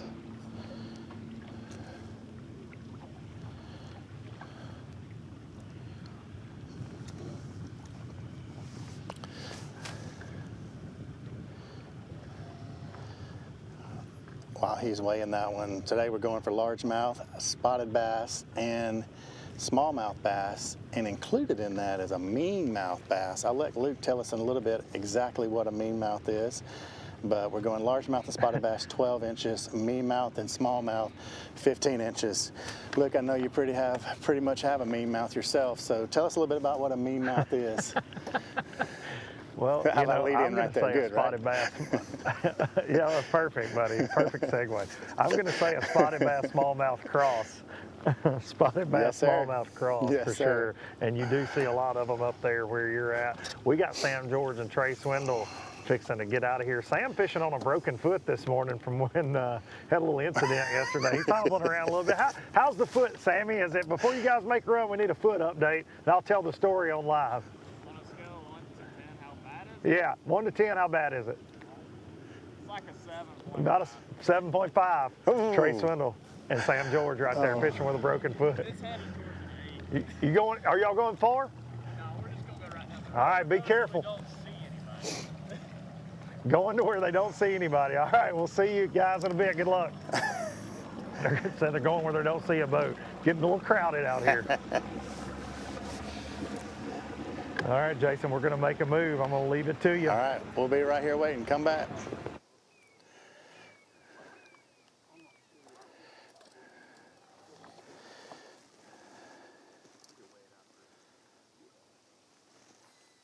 So we're still on the boat of Jed Lamb and Andrew Loberg, winners Logan Martin.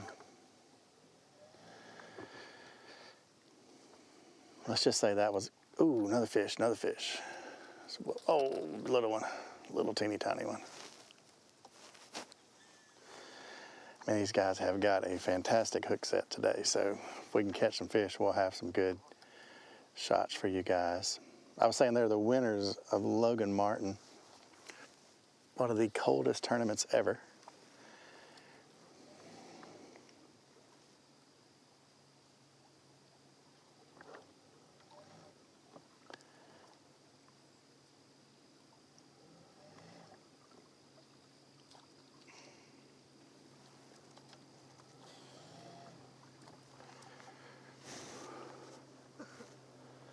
starting to see some more boats kind of make it in. Some of these Toyota guys may be waking up and decide to get out here, or some more of our ABT guys are making it up this way.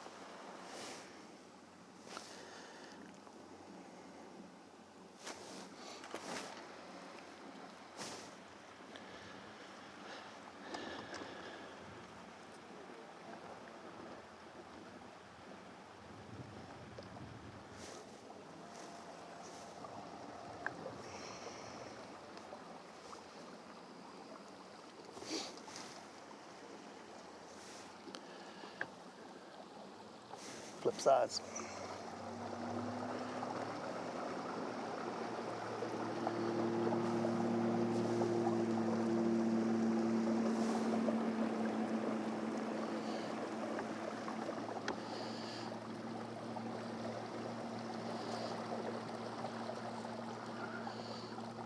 Reset up on them, it looks like.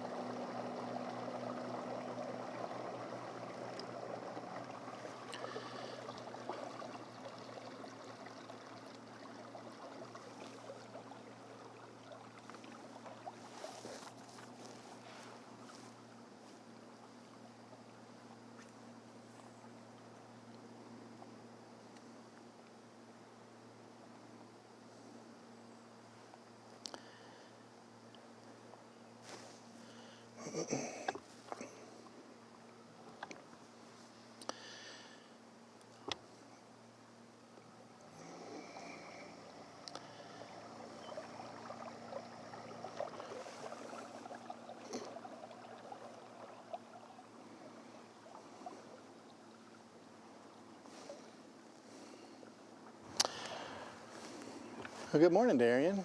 How you been this morning? Good morning. Good morning, Jason Duran. We started on Wesley Gore and Brian Stifler, and they said we were bad luck. They caught 3 fish, put them all in the box, jumped off a 3-pounder. So we made a run up near right here at the railroad bridge. And as we saw Justin Hamner on the tracker, so we wanted to come follow him. But then when we get up here, we see there's a lot of traffic in here. You've got the water drawdown, so there's like a real defined channel. I believe that's them in the very back boat that you can see through the fog.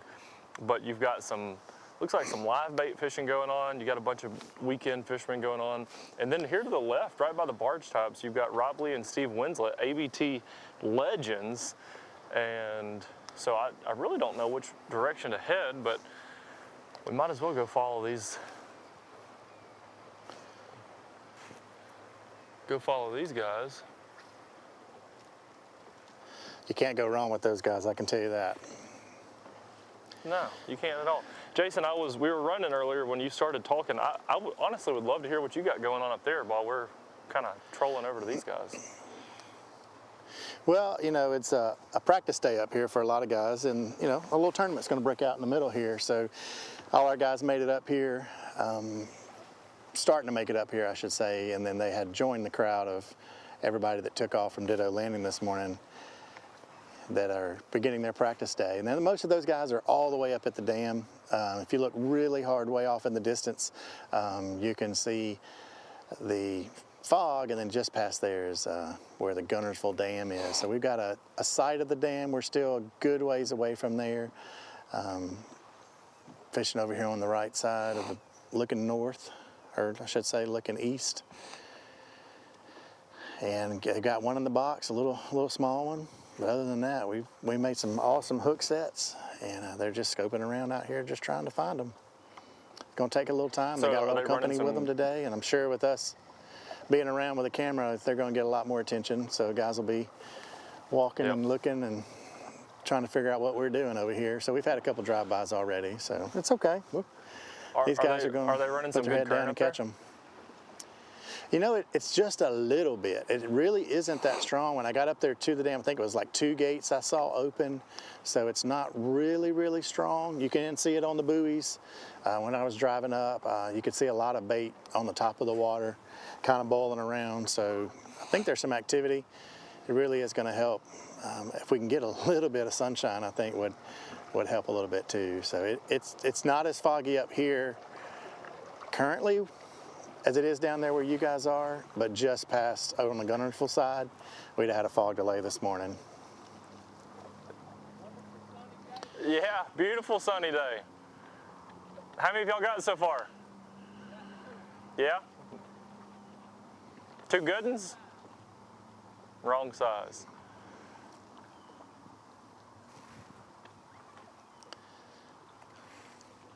Wrong size. Yeah? Did y'all catch them pretty good in practice?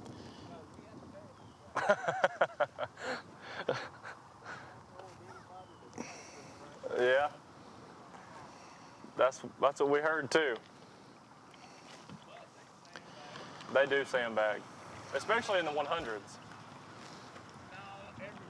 Everybody that has a rod and reel sandbags.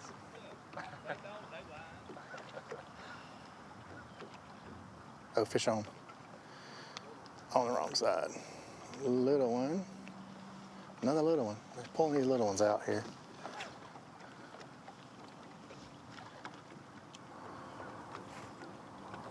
I mean, little. I get that one back out as a swim bait almost.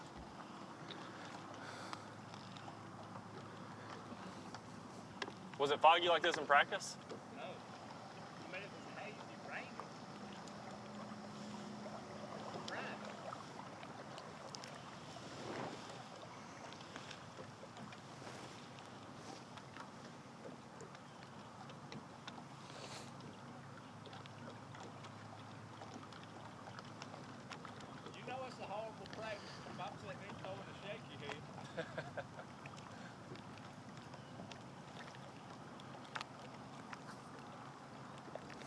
Come some more guys.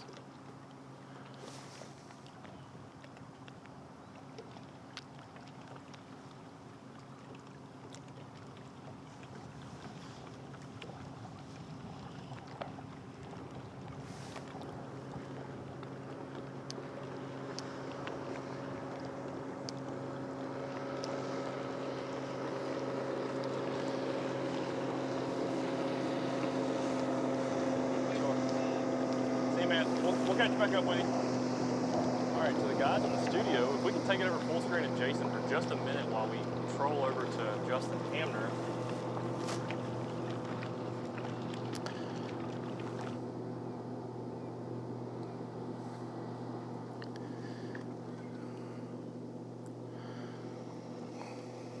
Well, we will definitely hang out here so that we can get a daring to get some time with the champ,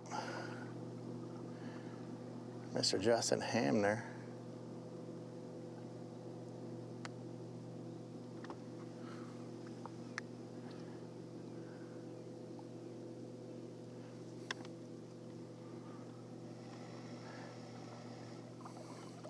Folks at home, as you keep looking off their bow, you can see the dam from here. We're not that far. Just on the other side of there is Lake Gunnersville.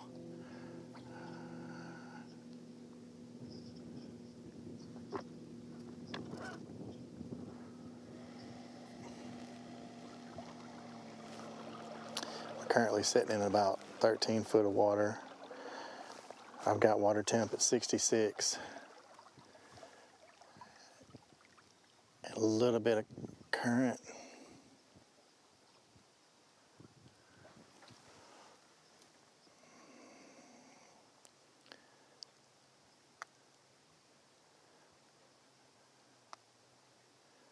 As you can see, all that timber laying down on the bank. Summertime, all that's underwater. This river system does do a kind of a drawdown for the winter time. So kind of beginning that time right now, because we'll get some torrential rains throughout the year and fill it up really quick. So they want to be able to manage that all the way through the system. So this is the preparation for that. They'll draw it down.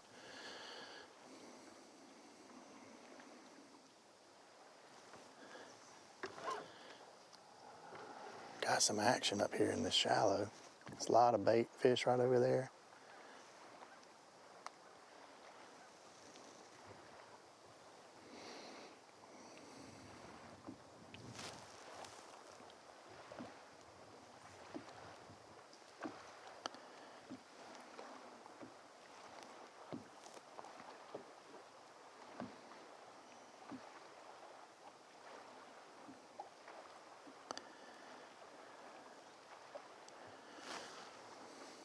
I'm showing one team on the tracker is all the way at the concrete, which is all the way at the dam. So Walters and Weldon.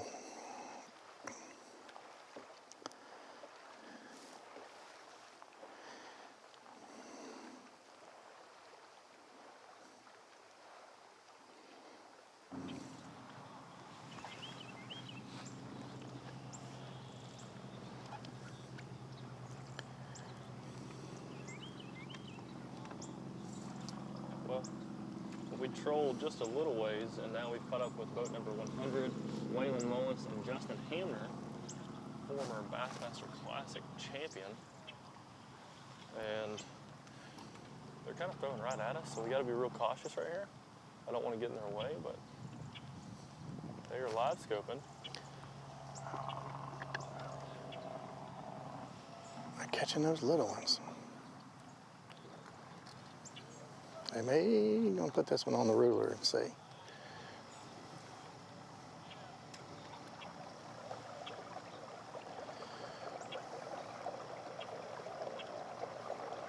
Yep, gonna go in the box. By my count, that's 2. I don't know if they had any before I got here, so if they're keeping this one, they at least don't have 5.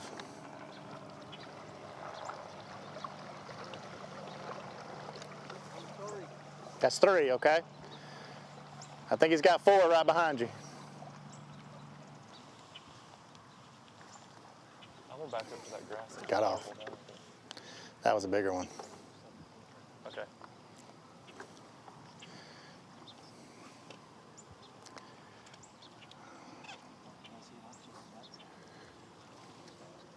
Hey, Justin, which side do you want us to get on? Okay, I will. You want me to go this way? Yeah, you can sit right beside me. Okay. Hey, Luke, I think Justin probably just wants Darian just to leave. What do you think? Listen, when the bad luck black cloud rolls up, yeah, he definitely doesn't want him there, Jason. That's for sure. But Canterbury may want me to leave too. He said he's got him and Terry have one 2.5 pounder, and they lost a 4 pounder right at the boat. Throwing topwater, said neither fish had the hook in their mouth. They're just biting a little funny this morning in this fog, sounds like.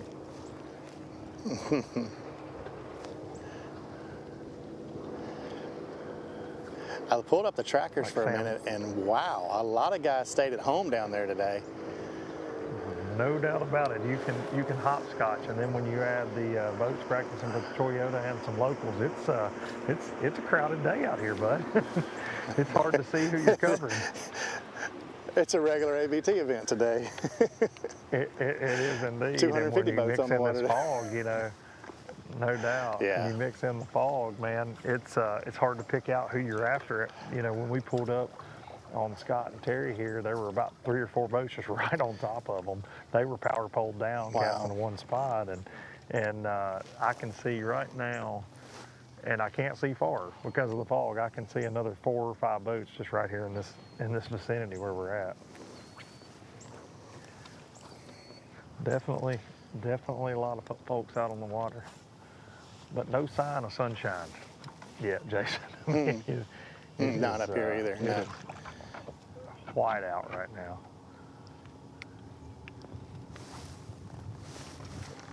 Scott, Guys, do you you think got any fish so far? bite in the fog? That's always been my theory. Is they don't like it.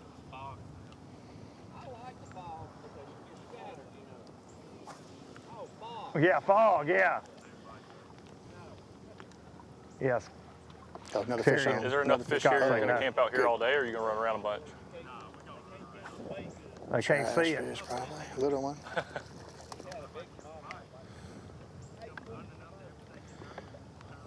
Wow. God.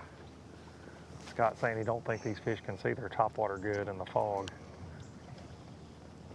and that they lost a big smallmouth that just had the hooks in the top of its head that just came off at the boat. Both throwing walking baits.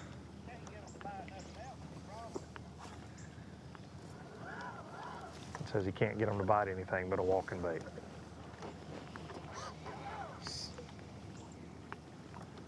Luke, as you were talking to Canterbury about the fog, I've got Justin Hamner, team boat number 100. Gonna put that They're in also the box. talking about the fog. So there's a bunch of fish here, and they're just coming up looking at the bait, but they're not taking it. You know, we talked about that at Lay a lot. In the championship a couple weeks back, it really did take the fog burning off before we started really seeing some fish catches on live. Yep. I've never liked it. My dad always talked about it growing up. It's just one of those fishing, you know, folklore things. The fog, they don't seem to eat as well.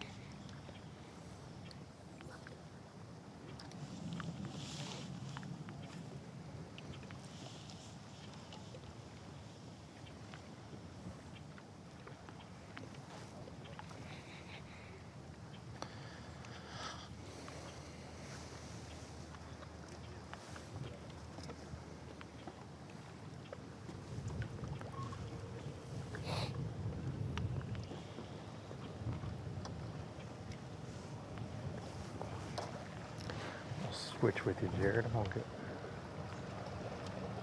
get some of that top water right there. Hopefully see it blow up. He's gonna retie, so I'm gonna pull up here and let him talk to us for just a second.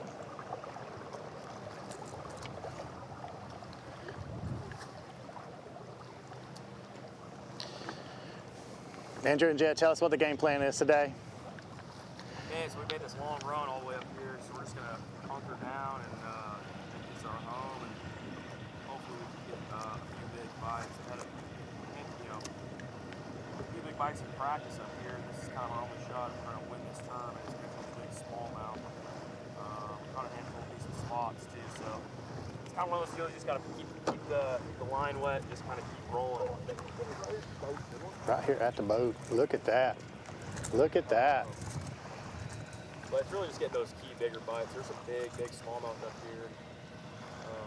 Not a ton of areas to fish. There's a lot of boat pressure up here. Yeah. I think if you just kind of zoom in and out of people and kind of plugging away, you'll be able to hopefully.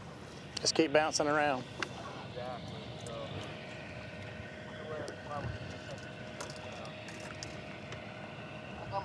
we got Jed going to work in the back of the boat over here. I mean, do a little TV time. I got a fish over here, guys. Good job, dude. That puts 5 in the box. He's gonna have to catch it again. Hey, fish is fish at this point, right? Burn off here so we can see some of it. Yeah, it's weird. So that's 5 in the box.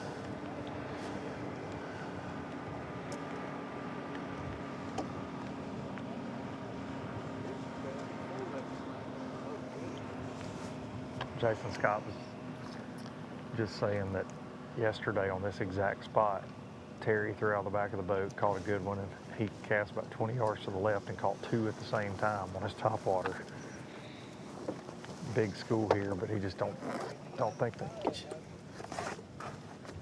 He'll bug you to death.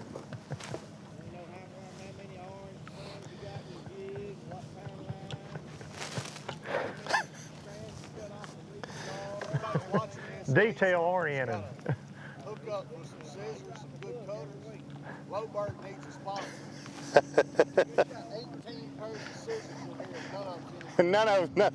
None of them. Jed's over here saying Lowberg needs a scissor sponsor. So, folks at home, if you got a good pair of scissors, Jed's giving a call for get some scissors in Lowberg's boat, please. He needs a sponsor. Now, Jason, those boys won $25,000 at Logan Martin. They could have gone to Academy and got all the scissors they needed. I don't want to hear that. Tell them I said it. Jed Luke said, y'all won $25,000 not too long ago. Y'all could have bought a pair of scissors at Academy.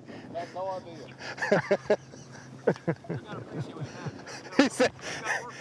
He said you got to appreciate what you have. You got to work for it. The problem is he's got sentimental ties to every pair of these. Oh. They're from California. His buddies have used them. Oh. On crap. And he'll buy another junk pair. These are about 2 weeks old. You can't even hardly. They're already rusty. Like something my mama would have in her kitchen. Yeah, kitchen scissors. Oh. Man, these boys are giving each other a really hard time. So it's good. That's what team fishing's all about, you know? Yeah, that's a fun team to cover right there. Those guys don't pull any punches with each other. Gonna make a move. They're gonna slip off, so we're gonna hang with them for a little bit. Still got some guys maybe in the area if we get up there a little bit. Let's see which way they go. They're catching fish, so I wanna hang out with them.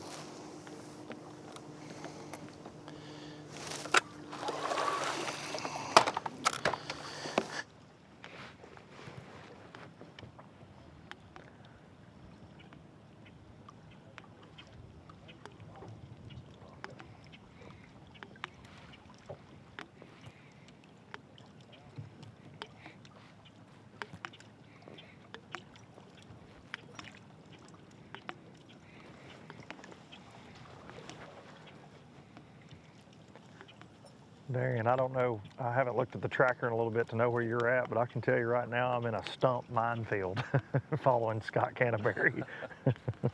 And he's standing on the trolling motor. Sounds about right. And I'm trying to be careful to not throw Mr. Jared out of the boat. Luke, we are right This at water, the railroad Pool. bridge. Okay. Water at Winter Pool has definitely got some stumps exposed. I hit one this morning and just grazed it, but it could have been bad. Yeah, we're right here at the railroad bridge on a little channel coming in. There's a lot of boats here, and when we came in, there was guys were catching white bass at the mouth, and he yelled at the other guy. These are just 2 local fishermen, but they said, I can't get through the white bass, and they were laughing because that's all they're catching. But Hamner is mixing up a bunch of different baits, big glide bait, big spoon, and little bitty stuff too, jerk bait. He's really, really throwing everything in the box at him. Big jigs, big chatterbaits, drop shot. I mean, he's throwing a bunch of different baits, but we haven't seen him catch one yet. They said they've got one in the boat, but he said there's plenty of fish here, they just can't get them to bite. And I said, is there enough fish here to stay all day? And he said, there's enough fish to stay all day, but we probably ain't gonna stay all day, because if they're not gonna bite, we're gonna move.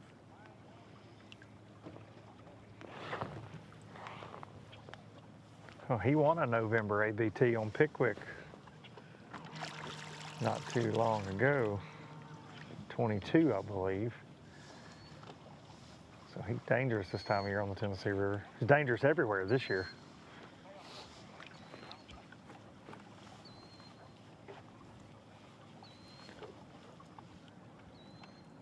You know, looking at the tracker, Darian, like Jason was saying, really surprised we don't have as many guys up at Guntersville Dam as we thought we would have. The flats are loaded like they always are, but got a few guys on the lower end, and we've got some guys that have made some really long runs. There were a couple teams we were talking about covering, like a Josh Chappell, Paul Davis, and they're off the map, essentially, on the lower end of the lake, and so probably not going to get to catch up with them today at any point. And where they are, I'm pretty familiar with it, and I don't think they're going to have service. But yeah, we've got, you know, with the 100 boats in our tournament, guys can spread out, but they're certainly, it feels like spread out more than usual. Of course, Wheeler, yeah, over 70 miles long. It's a huge playing field.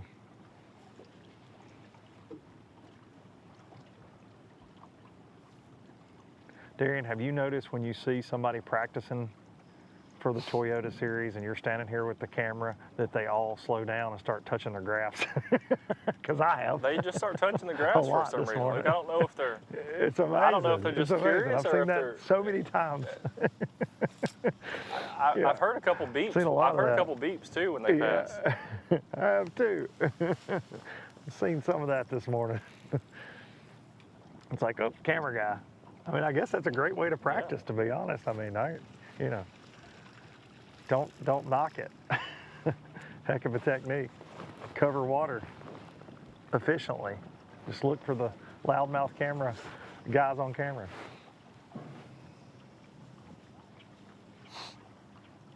There's some guys at the mouth of this little creek where it's dumping out into the main lake or the main river, and they are just waylaying on white bass every cast.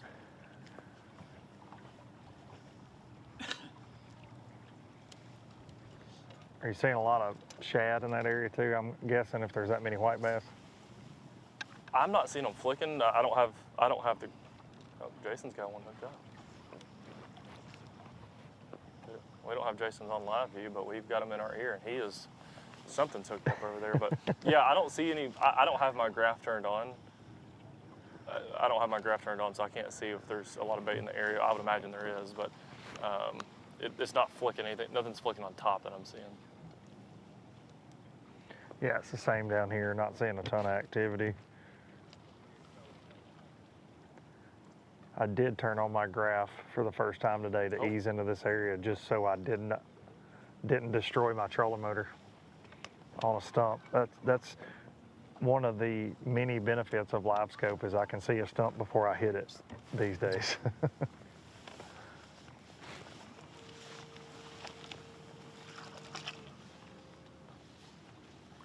Because some of these are about 6 inches under the water, and those are the ones that'll ruin your day.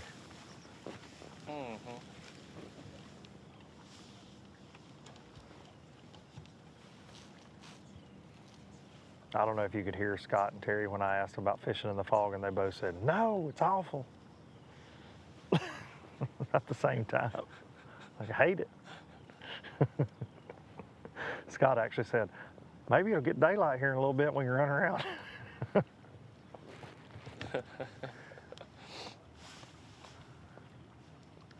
You know, you've got about 100 yards, 200 yards, maybe even further visibility at times, but it's weird. It just doesn't, it's not going anywhere. Even with the little breeze blowing, It's just.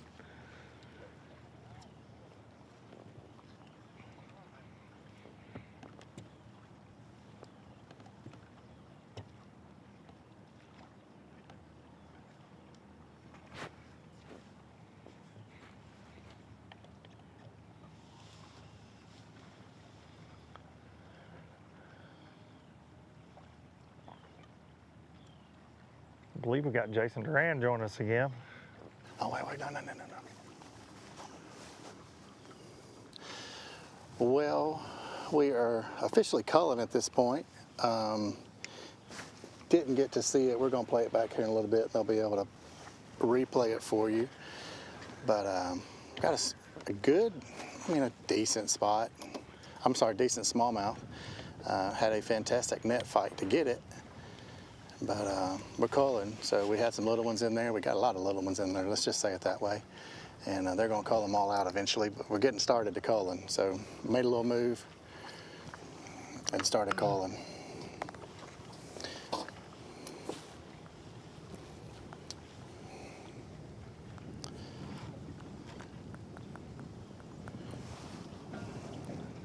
Luke and Jason, I might throw it over to y'all for a quick second. We got to have a little maintenance, little maintenance break for just a split second. We got something malfunctioning. We'll be right back. All right.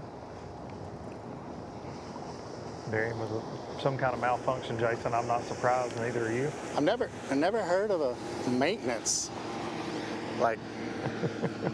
A maintenance What's he doing timeout? over there? Is he going to the bank? Timeout? Is he going to the bank? I mean, what are you doing over there? I mean, this is live, dude. We don't get no maintenance. Yeah, I don't know what that was about. Are you doing an oil change? What are we doing over there? Come on. Finding jumper cables? Yeah, some maintenance. Yeah, I mean. Darian, you never know. I'm so glad he's out here, though. You know, I mean, we're just lucky to be in his presence, I think. Tell me, Miss Kay didn't tell us how many maintenance timeouts we had. I didn't know. Does he have 3? I mean, is he down to 2? All year, or is that each day? Or? Yeah, I don't know. I didn't get the same handbook that he got on the rules of live engagement. I'm gonna call. Yeah, I'm we gonna don't call ever live by the same too. rules Darian does. Yeah. He started out with a casserole this season, I think. We go all the way back to the beginning of the year. He's eating casserole on day 1. I'm like, what the boy? We're freezing to death. He's eating casserole, casserole Craig. Yeah. And now maintenance timeouts. I got to find a creative timeout I can call at some point. I don't know. Yeah. I would take a Jack's timeout right now. I would take a sausage, egg, and cheese biscuit from Jack's. Yes.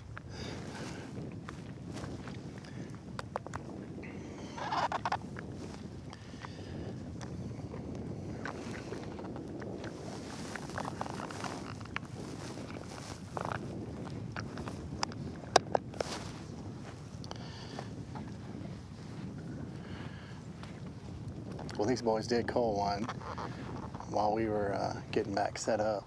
So, well, oh, they're about to make another move. We're gonna roll with them. I'll leave it with you, Luke. All right.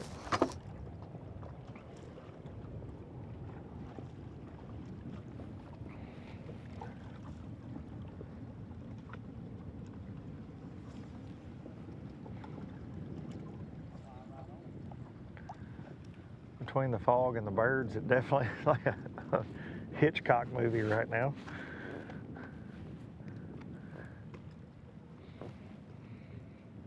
Our maintenance taken care of. We're with Scott Canterbury and Terry Stevens. Oh, back to Darian.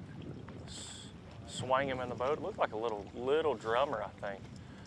Can't really tell. Might have been a bass, but Luke, we got our maintenance taken care of. I could hear y'all while we were working on the maintenance, and to be just totally transparent with our audience, it was I was standing off the back deck for the maintenance. Serious maintenance sounds like that, bud. There was a situation had to go down, but let's see. It looks like some fish might have just started. Looks like some fish might have started schooling. I see some people hopped up and took off running with a topwater loop. I like that.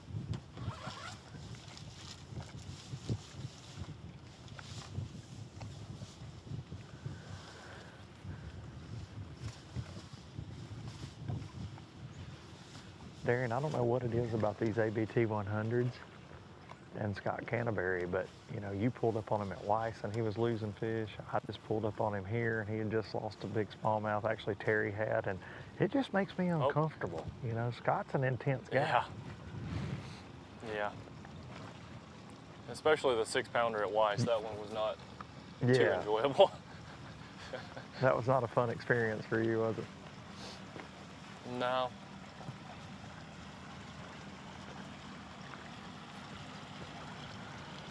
These are like club derby guys idling out now.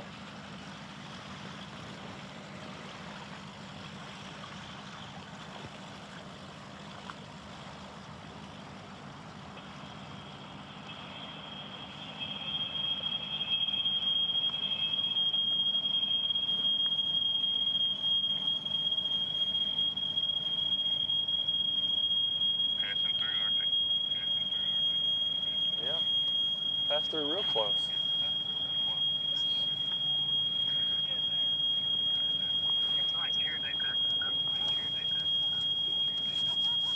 Darren, I believe we're going to make a move and leave it with you. All right. We're going to go find another couple teams to get on, and we'll talk to you guys in just a few minutes.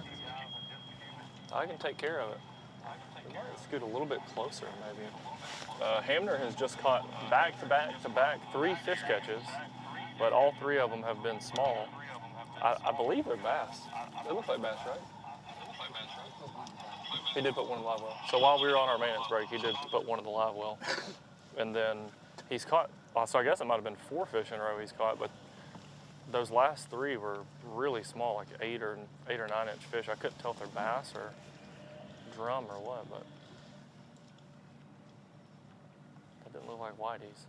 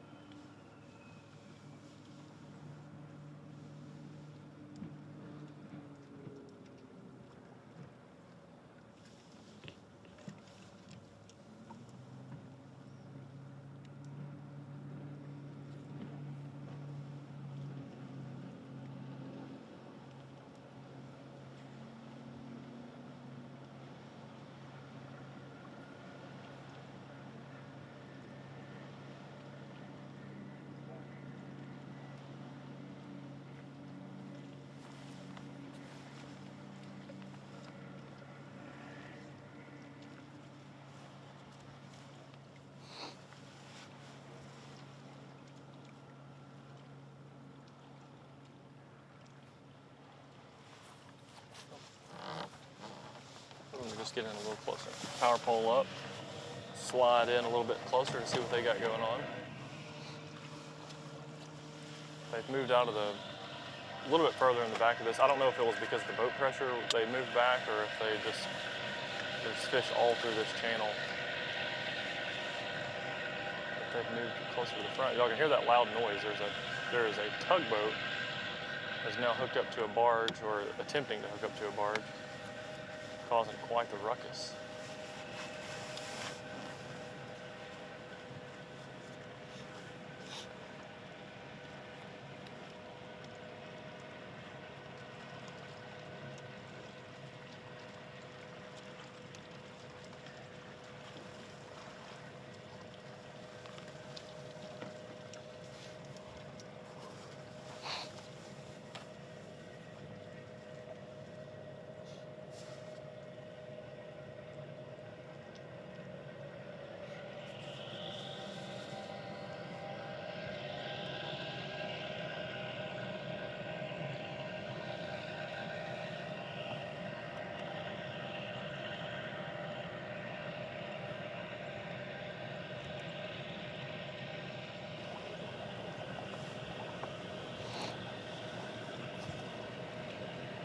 Jason, I haven't left from my spot. You're just covering your guys bouncing around up there?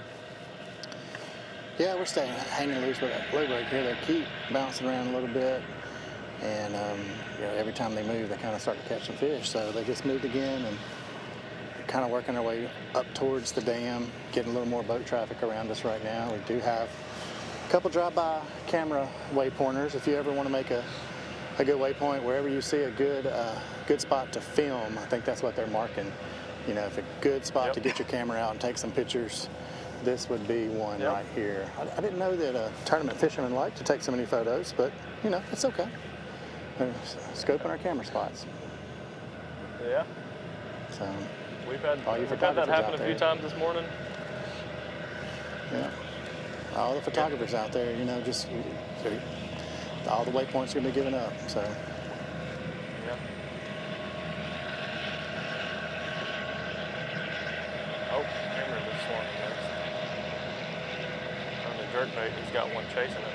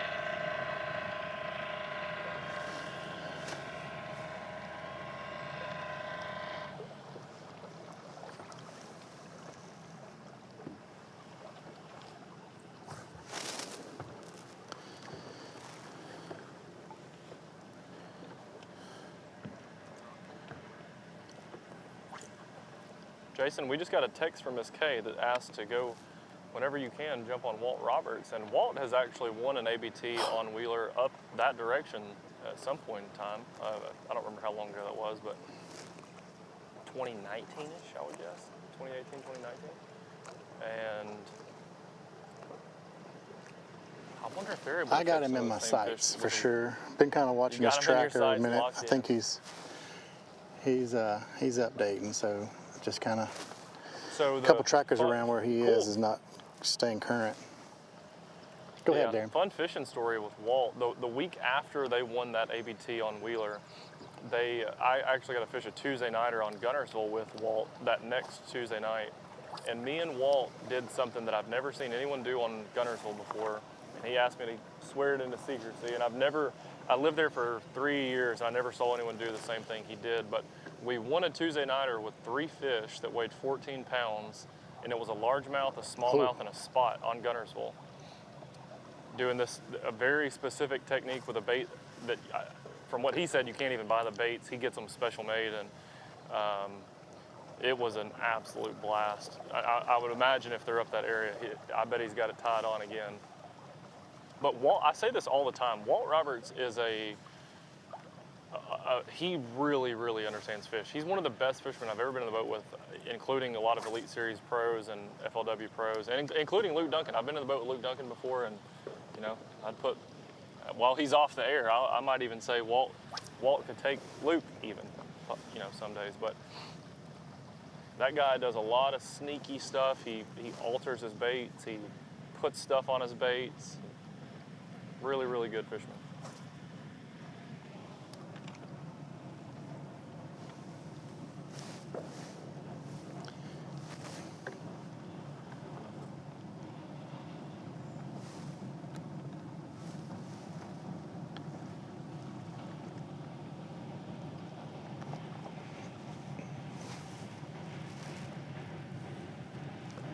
We had tugboat noise for a long time this morning, and now we've got a train passing by. It's a little short train. What is this? Oh, we got gunshots up here, so we'll trade you. This train's only got...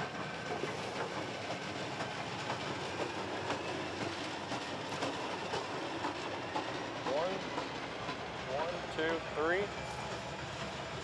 We've got...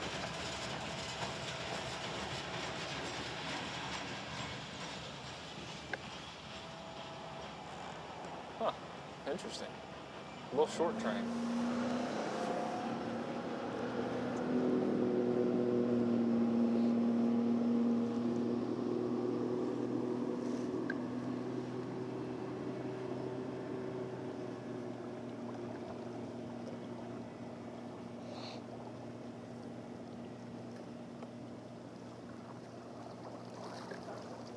Oh, we got some schoolers up here.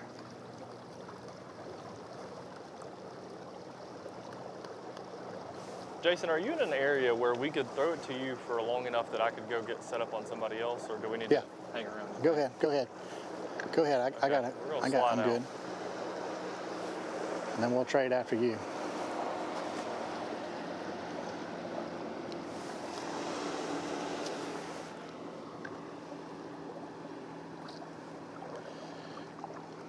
We'll give credit to some of the Toyota guys as these guys started moving up the bank a little bit.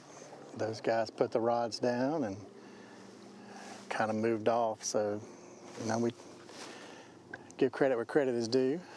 So these guys are given a little space today, so we like to see that.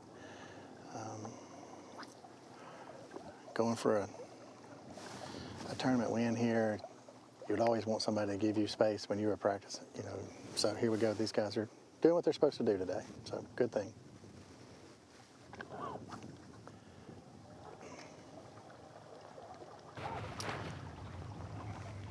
Luke, I will just say that you missed, ooh, another fish catch here, a little short one. I will say you missed it. Darian was praising you for a second. I'm sure they probably had your audio cut off that you didn't hear any of that, but probably go back to the live and listen to him talking about how nice you were and all that good stuff. Well, I'll have to said you were a good watch a fisherman, replay on that because that's rare. That's rare. Yeah, get that sound bite.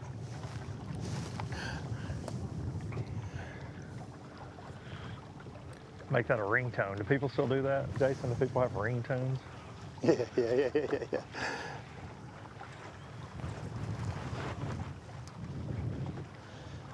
Man, these guys are catching little ones.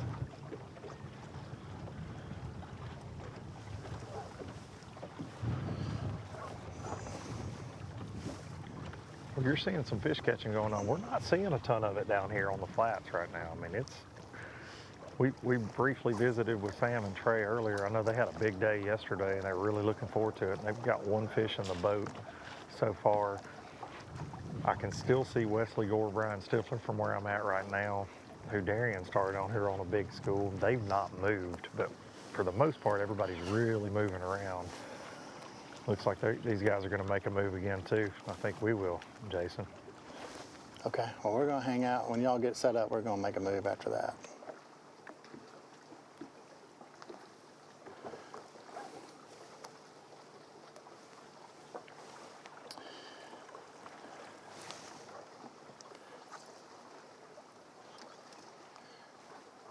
Oh, they're going to make a move too. Miss Kay, we may need you.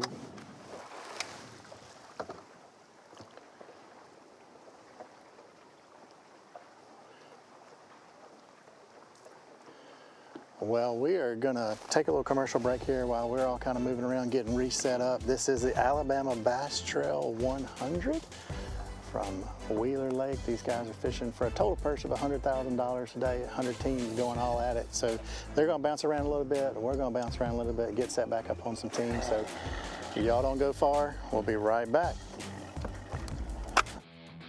The Alabama Bass Trail 100 Series is sponsored by Rapala, BMC, Crush City, and TH Marine. At Phoenix Boats, our passion for fishing is obvious. Whether it's a pro event or fishing with our family and friends, we truly love the sport of fishing. That's why our goal is to make every single Phoenix boat that goes out the door the best fishing platform it can be in both design and construction. We love to fish as much as anyone, and we believe it shows in every boat we build. Phoenix Boats. Built by anglers for anglers. I leave nothing to chance when it comes to hooks. They are the most critical part of the equation.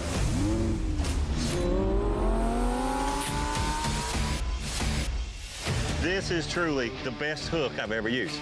Thinner, stronger, slicker, all the pluses that you really want in a hook. That red line right in the roof of her mouth, exactly where you want to get them. When you have the opportunity to create something good, you might as well make this great, and I think that's what we did with the Red Line series of hooks.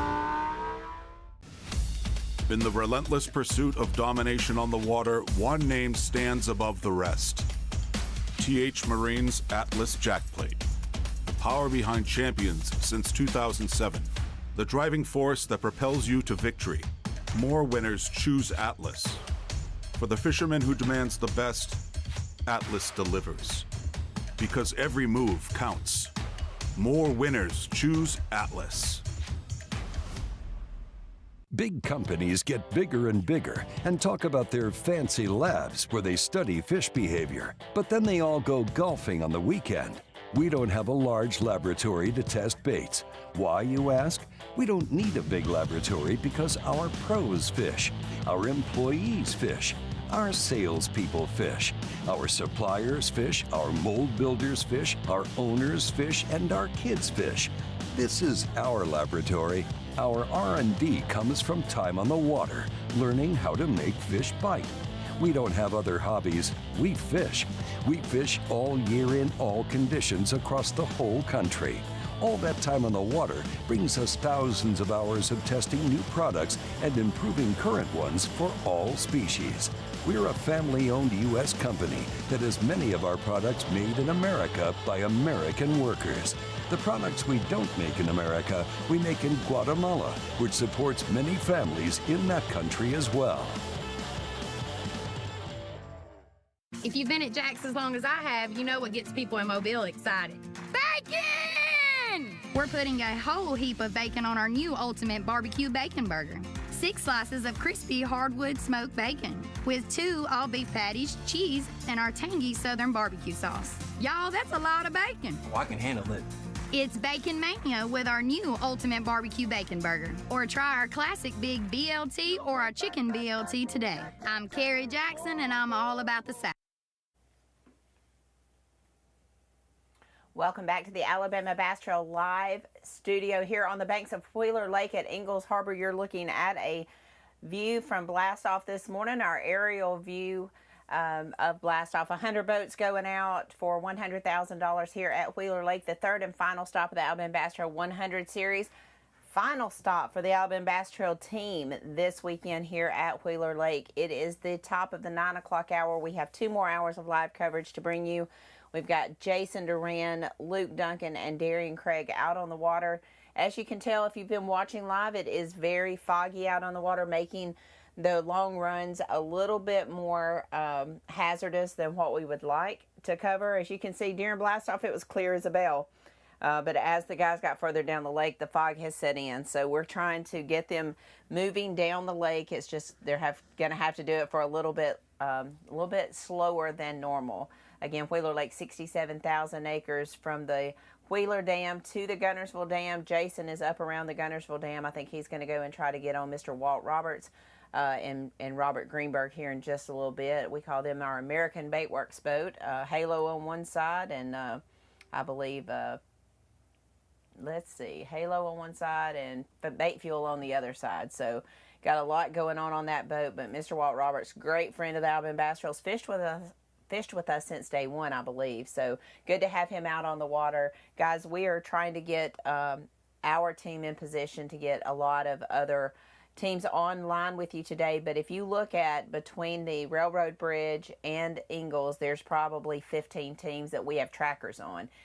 There's 100 teams in this event. We have 36 trackers out on the water, and there's probably 15 trackers between that location. So we're trying to navigate through them, bring you as many teams as we can.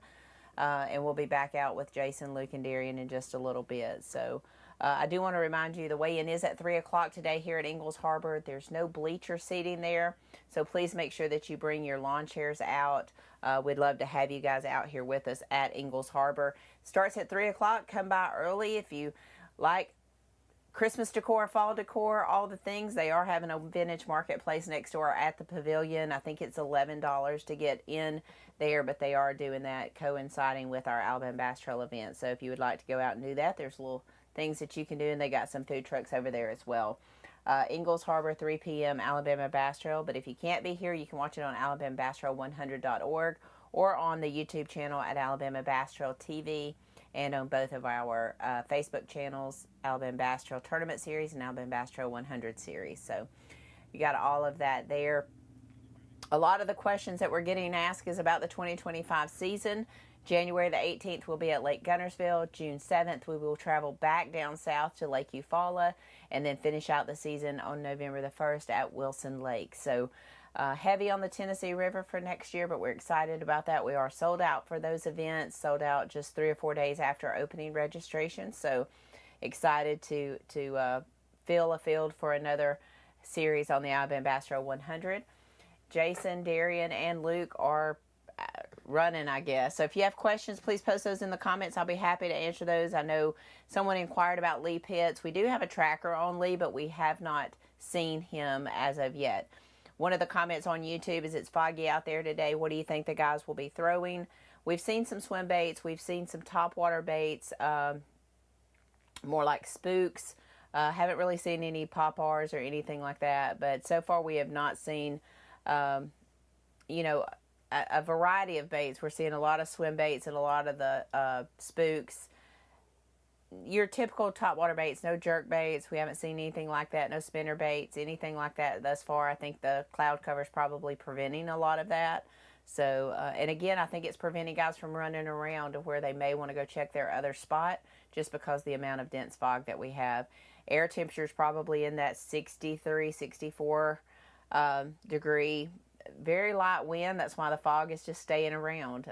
2 to 4 miles an hour is kind of what was predicted for today. So the fog is just going to sit here for a little while until we can get some sun to peek through those clouds. So typical fall fishing in Alabama. That's what we've become accustomed to. So hopefully our guys will be back in out on the water soon. I know Jason's trying to get back in cell service. Darian and Luke are moving on to other teams. We also have them on our tracker so we can see them. So hopefully we've got them back on another boat that we can give you some information on. Looks like they're right over by the barge tie-up, just out here near Ingalls Harbor. So hopefully we'll have something for you in just a minute.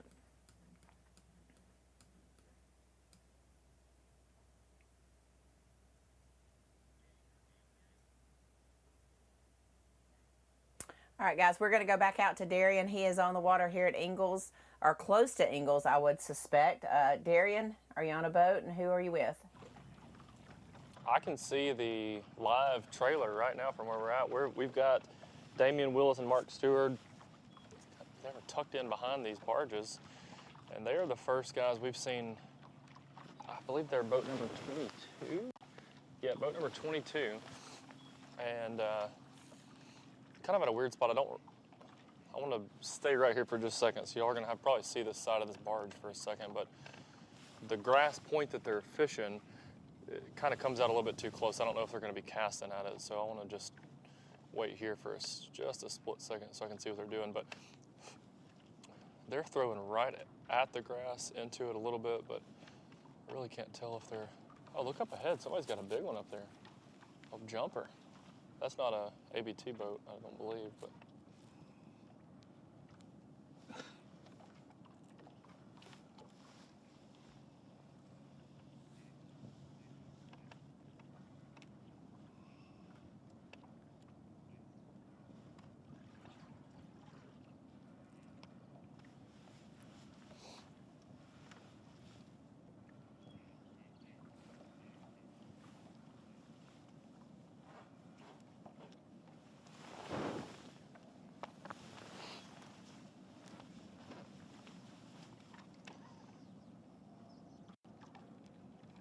earlier this year we covered Damian Willis fishing the just regular ABT tournament series, and got to cover Damian with his other team partner, Tyler Kiker, and they put on an absolute clinic in that tournament, which that was back in the spring. There was a shad spawn going on, and they caught a lot of fish, pretty close to where we're at right now. I'd say within a half a mile maybe, and just started off on a really hot streak. We've seen them running around a little bit this morning, so be anxious to get an update.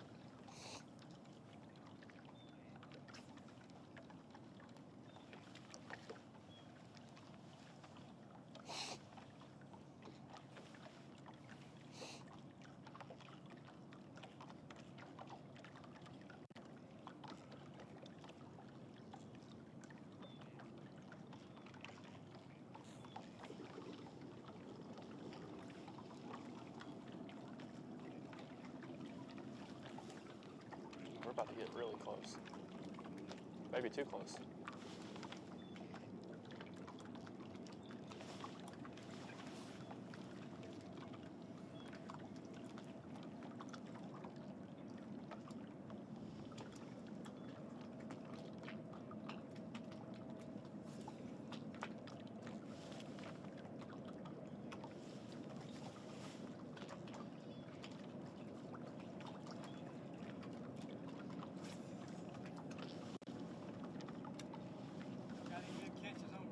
Nothing so far. We were coming back to y'all to get them.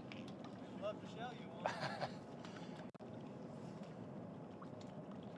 Damien, the last time we covered a Wheeler tournament, I started with y'all and y'all put a smashing on them first thing. Has it been like that this morning?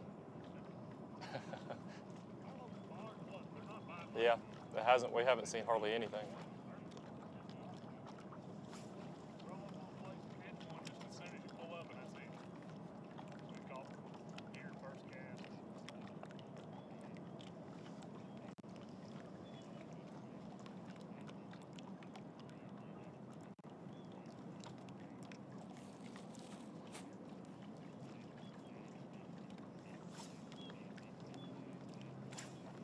Was practice pretty good? Real specific. Yeah. Pull up on right cast. Yeah. Yeah. Somebody's on every one of those right casts. Really? Yeah, it seems like everybody that we've talked to, and Luke and Jason, everybody's saying that they're not biting because of the fog.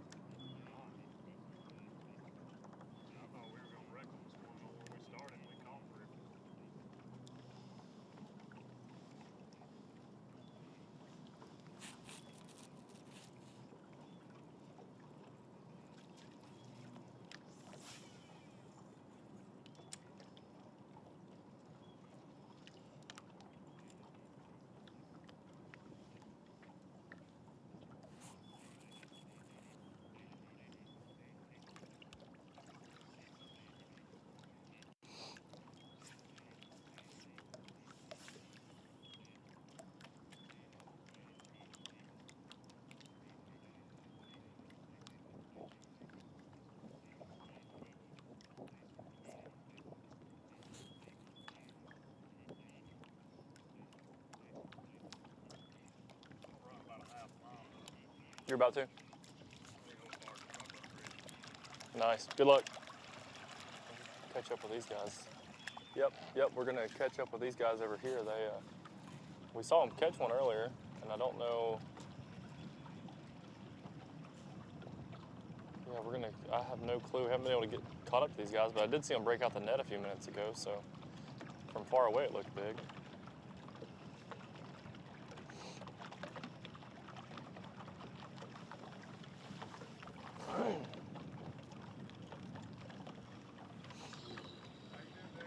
Morning, how are y'all? What's y'all's boat number? 82. How big was that one y'all caught? Yeah. Yeah, made a big jump. It looked big from back there. How many of y'all got in the boat so far? Yeah? Oh, that's good. That's the first limit we've heard of. Oh, wow. Got one little tiny one. Catch a big kicker with that. Swap that tiny one for a big kicker, but it's just so random, How was practice? Not good at all. Thursday he come up here, fished all day. Caught 5 little fish, and yesterday we caught some better fish, but there was just one here and one there. Yeah. Yesterday we pulled up right here and caught 2. Bam, bam, like 2 casts, and we didn't make another cast. We were both 82, so I said, hey, we'll never in a million years get that hole. And we really still didn't get it, but a guy was just sitting right there fishing that thing, and I asked him, I said, are you going to sit right there or come up here? And he was so nice. He said, no, I'm going to sit right here. Y'all more than welcome to go past me. So that's cool. Worked out perfect.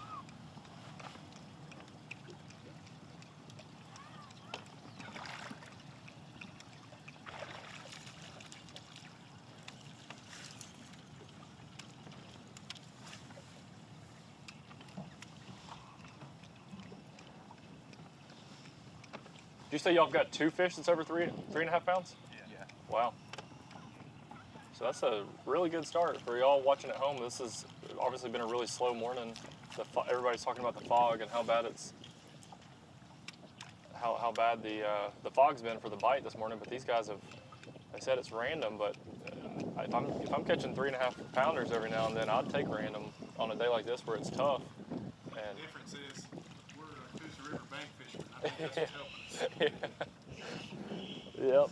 Hey, that lets you go into it just kind of open-minded then. Yeah, I told him I figured that fog would make the check weight go up, but I guess all these Tennessee River guys are so different. Somebody's going to figure it out. Yep.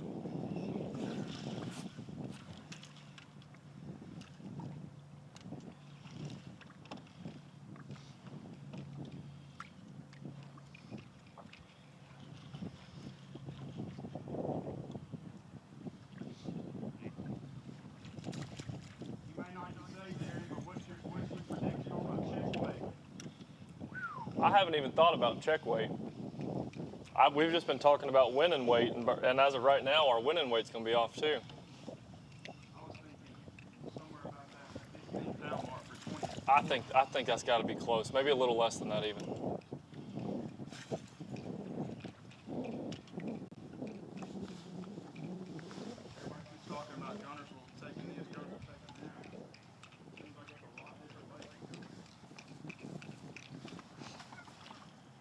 Jimmy, what do you think 20th place would be in this tournament? 20. Yep. 15 pounds. 12 to 15. It's tough, a little less. If I'd have seen more than 20, probably would have been better. Yeah. These guys right here, they're definitely better. Yeah, I think you're right. See what he's throwing. Yeah. Yeah.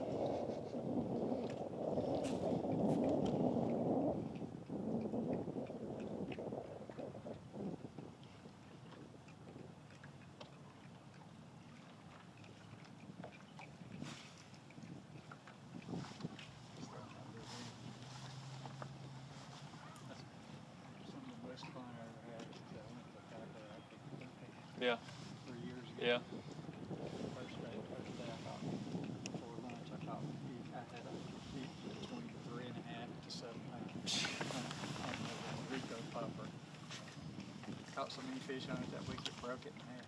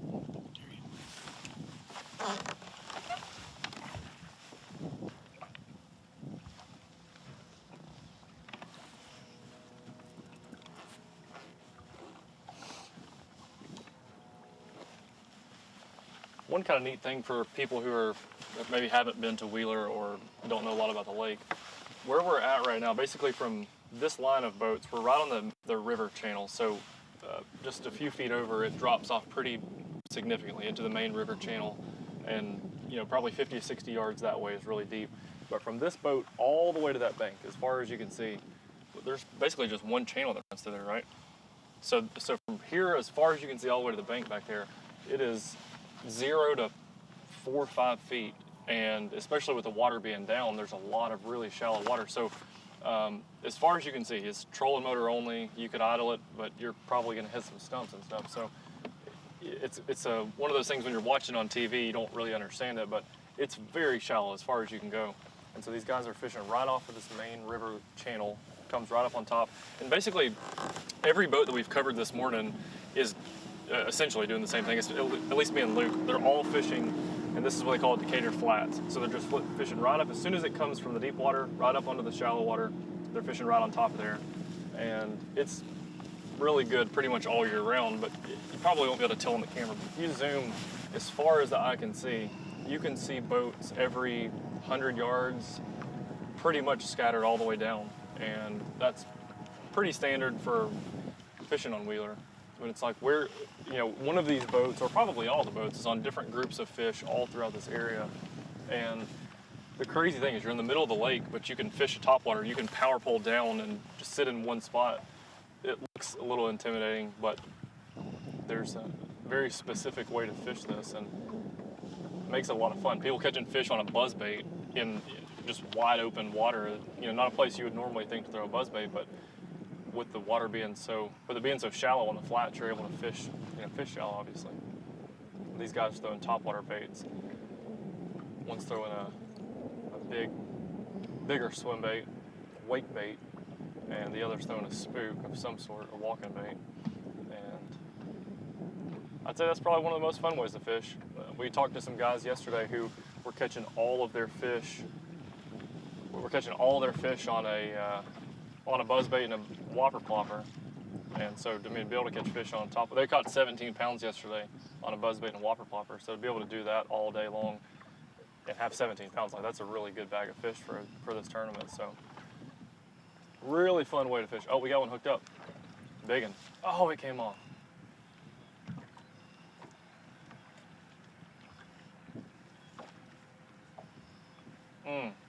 Filthy rascal.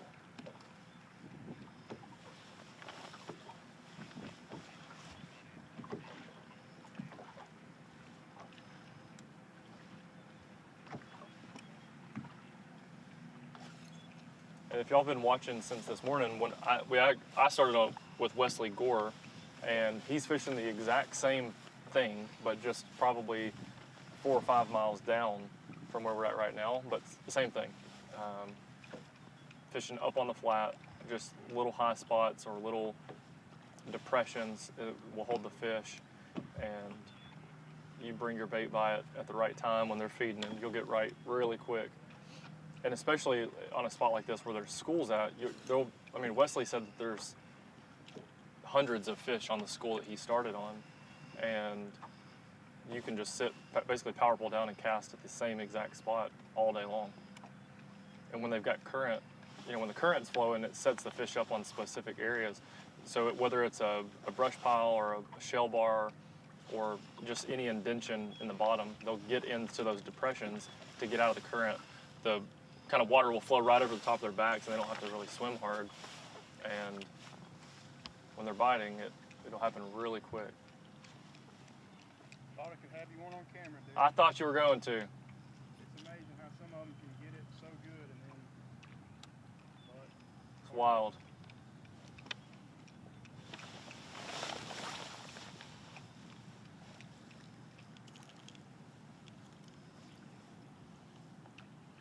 That's the downside of throwing such a big bait. Yep. That big one this morning had all 6 hooks in its mouth. It wasn't coming off for nothing. It's just amazing how some of them get it, some of them don't.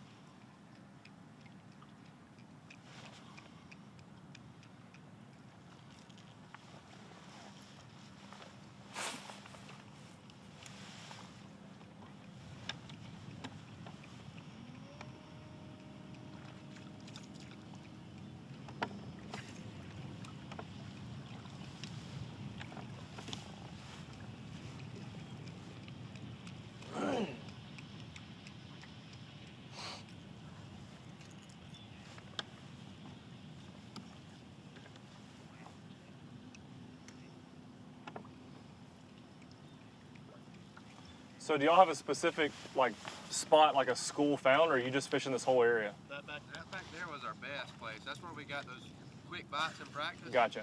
And that's where our 3 best ones have came from. But then we've got a few random ones. So y'all probably fish down a little ways longer than head back that way. So y'all just gonna keep fishing the same stretch.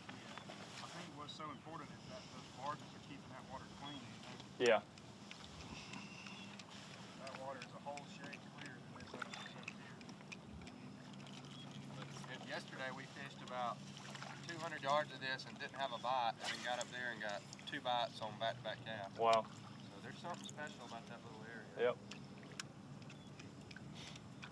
That's the second. I didn't lose the other one. I had another big one just come up and like hit it with a closed mouth. That's amazing. 6 hooks and not get one.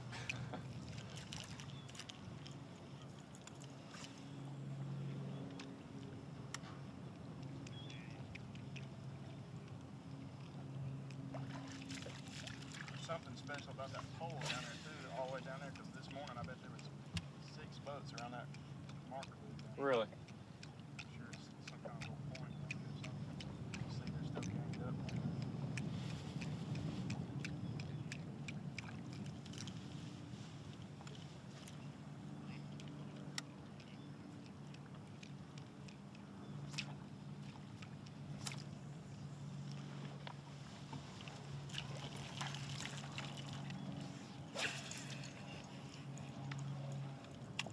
Makes such a big splash. It's like it kind of scares you away from the fish.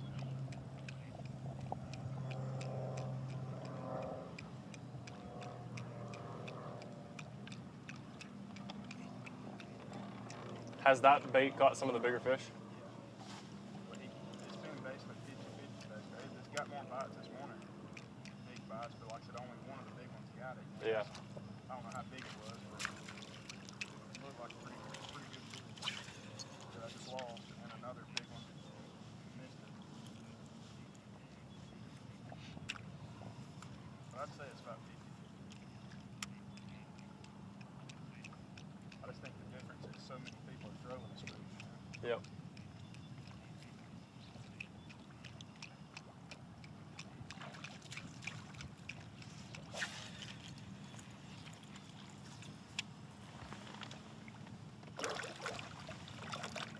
Throwing it for a reason.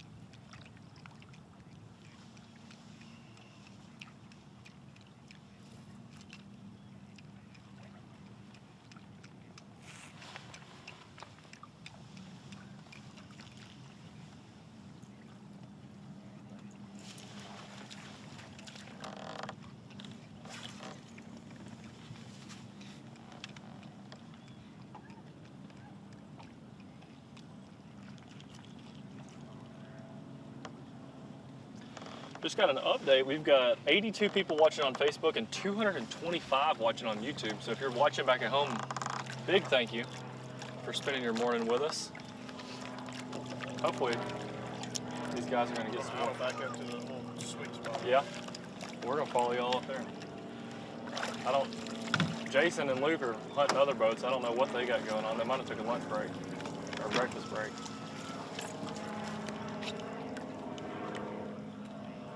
Oh, they got a Jack's. Look at that Jack's. They got a Jack's biscuit just chilling there on the side. Look at that. That's a sponsor plug of all sponsor plugs. They got a biscuit open. One bite took out of it, and somebody got a. They got to the juice and just said, "I'm gonna set that biscuit down." It's still good. It's still good. That's when you know you're fat, when you're down on TV eating a biscuit. There you go. All right, we're gonna go to a little break, and then we will catch up with these guys and be right back.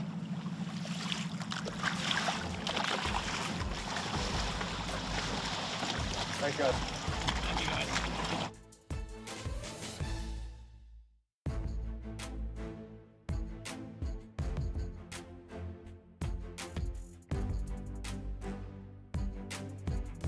Live coverage of the Alabama Bass Trail 100 series is brought to you by Garmin, Power Pole, Big Bite Baits, Mountain Dew, and Yamaha. At Phoenix Boats, our passion for fishing is obvious. Whether it's a pro event or fishing with our family and friends, We truly love the sport of fishing. That's why our goal is to make every single Phoenix boat that goes out the door the best fishing platform it can be in both design and construction. We love to fish as much as anyone, and we believe it shows in every boat we build. Phoenix Boats, built by anglers for anglers. Here at Landers McClarty Chevrolet, it's time to pick your offer on a new Chevy Silverado 1500. That's right, pick the offer that's best for you. Choose rates as low as 2.9% for 72 months, or how about up to $12,000 off all Silverados? They have the best selection in years with over 500 pre-owned vehicles available. Big store, big on savings, and big on customer service. Visit LandersMcClartyChevrolet.com.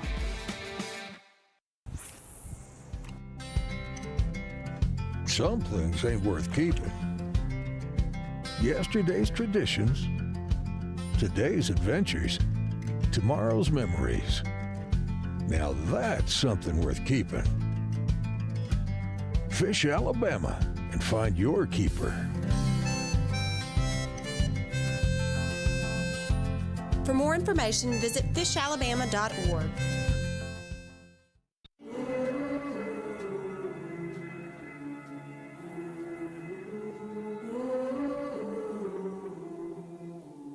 Things you let me see.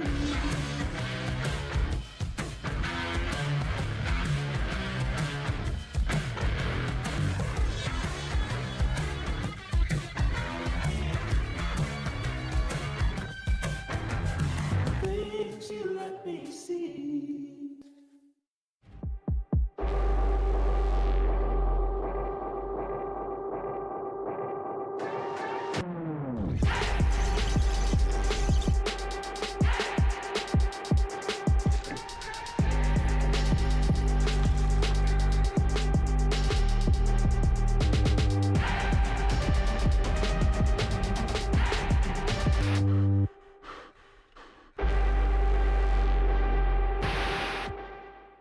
If you've been at Jack's as long as I have, you know what gets people in Mobile excited.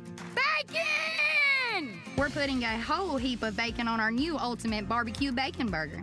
6 slices of crispy hardwood smoked bacon with 2 all-beef patties, cheese, and our tangy Southern barbecue sauce. Y'all, that's a lot of bacon. Oh, I can handle it. It's Bacon Mania with our new Ultimate Barbecue Bacon Burger. Or try our classic Big BLT or our Chicken BLT today. I'm Carrie Jackson, and I'm all about the South. Welcome back to Wheeler Lake. ABT100 here, last one of the year. We are trying to sort out several things. Who's going to take on $25,000 today, but who's going to win Angler of the Year? Also on the line, this team we're with here, the Fielders. Timothy and Murray, they're in 3rd place. Had a top 10 at Logan Martin this year, and had it not been for a dead fish penalty, would have won our 2nd event at Weiss Lake. I'll never forget that day for these guys. They came in early to get their fish on the scales and had to endure the entire way in only to be beat by Zeke Gossett, Ethan King. They've got 3 fish in the boat so far. We've been trying to track them down all morning. They've been zigging and zagging all over the place. We've made a move down closer to the mouth of the Elk River. They're fishing some of these popular main river bluffs down here. And when we first pulled up, they had a towel drying off because Timothy actually took a spill, and he said, all I can say is we use good wax on the boat. He took a little spill, and he was like, please tell me you didn't get that on camera. And we missed it by just a few minutes watching that fiasco. But it's a little cool this morning with the fog and the wind. And man, it's got to be a little cool ride to get to where they're at now. But 3 fish in the boat, and they were actually saying, 3 equals 1. They don't have any good fish yet. They've been on a pretty solid smallmouth pattern from what we heard coming into the event. So we're going to hang here with them for a little bit and see if they can add to the live well.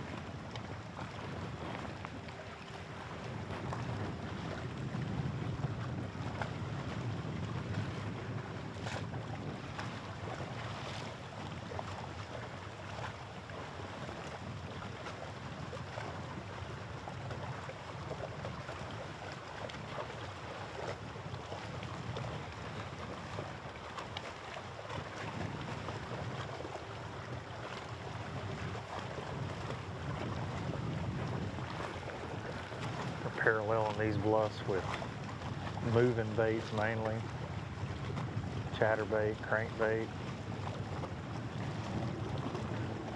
I know we've had some questions this morning on Facebook and through YouTube on some of the techniques, and I know Jason and Darian, while I was running around, have been covering some of it, I have no doubt, but a lot of topwater with this winter drawdown. Yeah, it pulls those fish out on some of those bars like we're seeing at the Decatur Flats, but then we're also seeing a lot of this, a lot of paralleling. You're seeing some folks fishing jigs on some of these bluffs.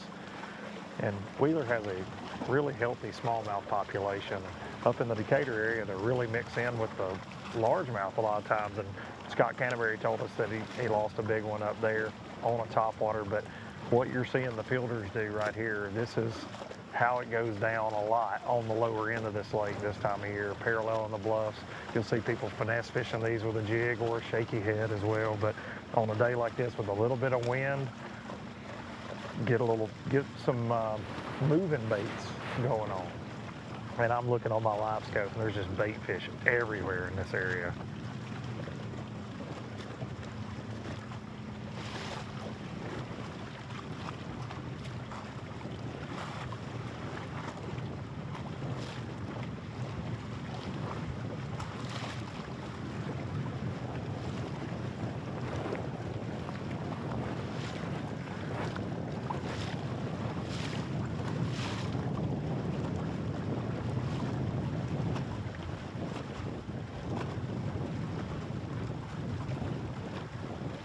Bluff actually transitions into a little bit of a pea gravel bank with some laydowns. I'll be interested to see if they keep going down this stretch or if they crank up and run to another bluff right here. These pea gravel stretches can be really good as well.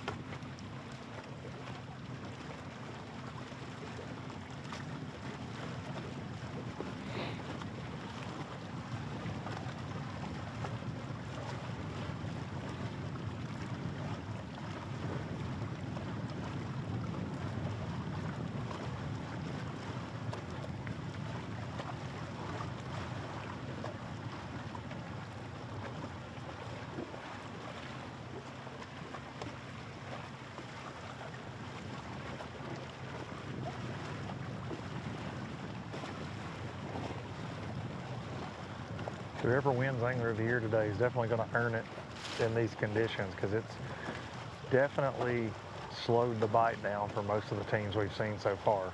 I mean, you're always going to have somebody catching them. We know that very well, as many of these ABTs as we cover, but these conditions definitely have slowed it down.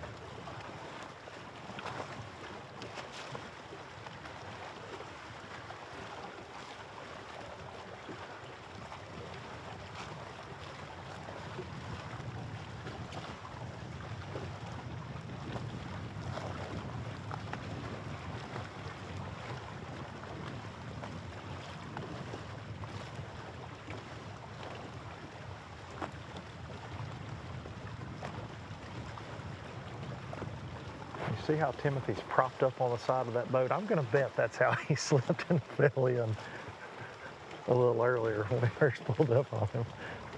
Lost his footing up there on his perch.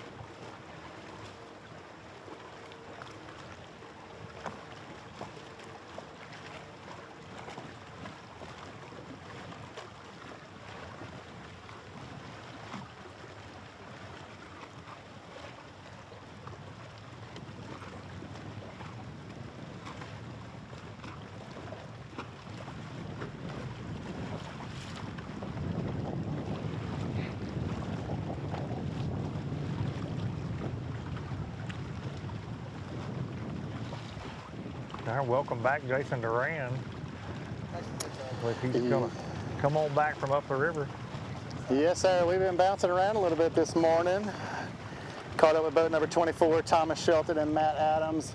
We ran around trying to chase trackers, and you know they're not there. So we came back up here to the dam and just started looking for our flags. And as soon as we pulled up, get a little bit of what we saw here.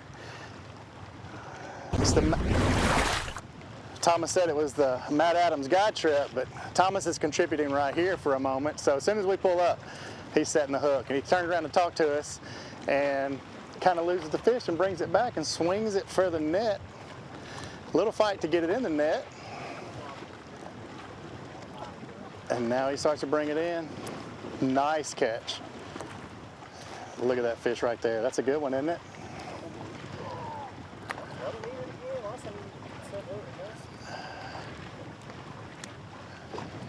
That's beautiful fish.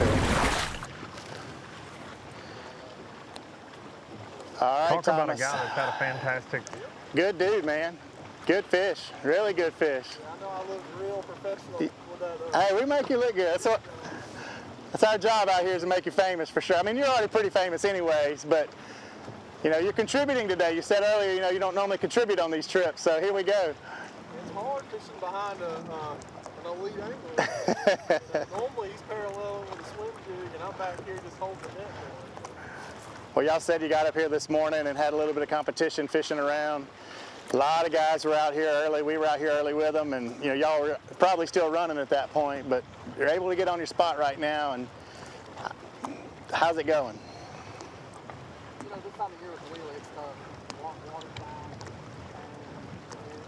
there's very few areas on this lake with one cast spots. This is one of them. And so we just kind of got in the crowd this morning. They were blowing up in the night, and that's kind of stopped the sun coming out. We're going to reposition a little bit. Sit on them all day until they decide they want to bite. I think that fish Thomas caught was the first bite we've had in an hour. Oh, wow. So you got to kind of wait them out. It called out a small one. What kind of weight you think you got right now? I don't know, 13, 14, I don't know. Okay. We got three good ones. That was the biggest one. We got two more that's close to that, and then we've got two babies. So pushing 13 pounds or so. Roughly. Yeah. We haven't weighed them. Plenty of time left, though. We need two more bites to have a chance at being in the conversation. Yeah. Big one to have a chance to have. Sunshine's going to help or hurt? I think it'll help this, because if everybody runs to this first thing in the morning, because it's just a high spot. Fish get on top, start blowing up, and next thing the fish are blowing up. So they come here first thing in the morning, and when the sun gets out, they don't realize where they reposition, so they take off, which kind of gives us room to Yeah, we're blowing up as we're talking. We've been dealing with all morning. We make a cast and we get a guy on the bank. Yeah, he's Thomas. say this, he's active. Thomas is talking about the guy on the bank out here in his waders. Not only do we have the Toyota anglers, we've got the wader anglers out here, and fish blow up and make a cast. And they said that he is not only out here, but he's an accurate cast. So I guess if you're fishing from waders, you got to be a pretty good cast, because you can't troll over there to get it. So Jason, news from up here, guys, and even more competition than we expected. So. Fly technique on the bank. Yeah, tough to beat float and fly, Matt says. So, 1, 2, let's count them real quick. 1, 2, 3, 4, 5, 6, 7, 8, 9, 10, 11, 12, 13, 14, 15, 16, 17, 18, 19, 20, 21, 22, 23, 4, 5. I'm going to go with 28 guys up here right now. Probably 2 ABT anglers. Anybody doing a head count? That's where we stand. Luke, what you got down there? I'm still hanging with the fielders here, and they're just working some bluff, transitioning into pea gravel right now. They got 3 fish chasing, and nobody in waders trying to compete with them, which is, that's dedication, man. That is dedication. But hey, I heard Thomas there refer to Matt as an elite angler, and you know, I think we got to talk about how great of a season Matt had in those Bassmaster EQs, man. He came up one place short of being an Elite Series angler, and made several top 10s, was representing on Bassmaster Live several times. So heck of a year. I know he has to be disappointed coming up one spot short, but man, there's a lot of folks that know the name Matt Adams now after this season. I was definitely gonna let you bring that up and not me on the live over here. So good job, thank you. Yeah, I got you, buddy. I know how it gets. Ooh, a little tension up here. No, these guys, you know, fishing the current, got a little high spot over here, throwing some big swim baits. This is where I expect them to be. You know, we left this morning to drive up here. This was the spot I had in mind.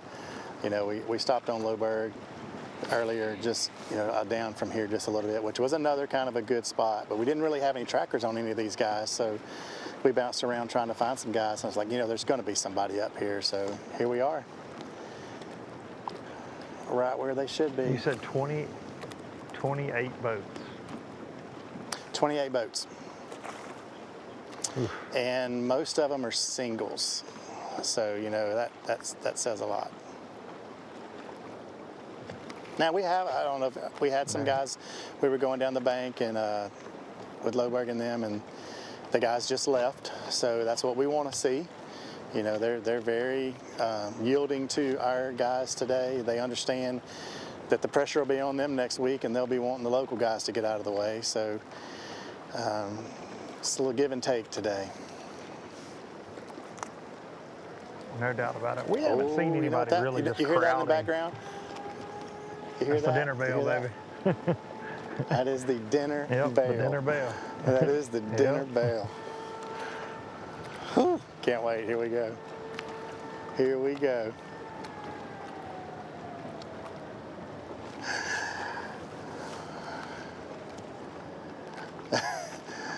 We got 4 gates open, if anybody's wondering.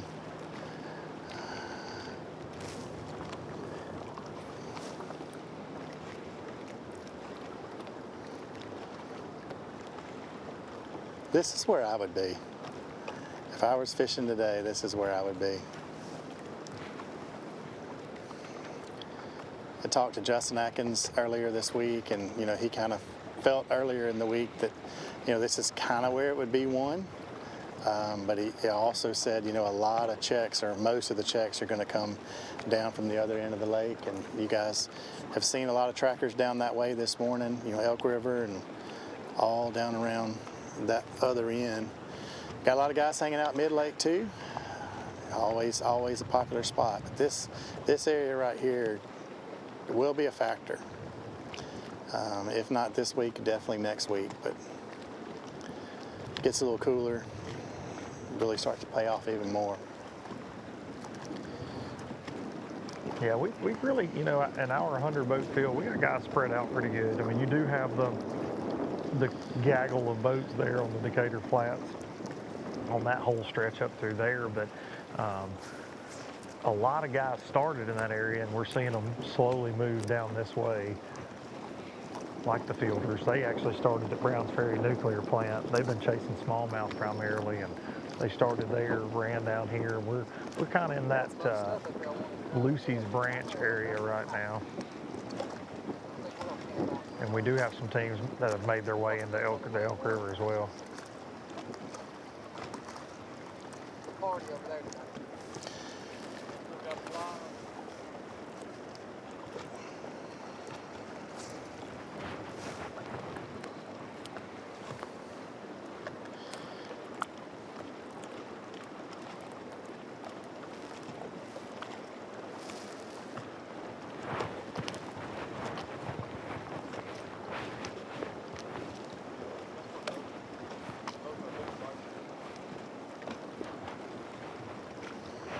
Show you the #1 jig on the market? He's going to show us the #1 jig on the market here, Luke. I got a pile of them right here. Look, I'm tossing one. Oh shoot, he's going to throw one at me. Oh! Okay, hold on. Hey, I'm glad Jason. you got a pile of them. It's a... Go ahead, show the camera. That's a Maddie's Super Jig. He's calling this the Maddie's Super Jig over here. We already lost one in the water. He's throwing them at me. So let's get it down here low where he can see it. So good looking jig. He said when you're made of money, you can just throw them in the water. Got a nice little sparkle to it. So the Maddie's Super Jig. Super Jig. I made those, about 100 of them with my daughter before Lake of the Ozarks. Oh. She made her a little business out of it. That's cool. Shout out to Maddie today.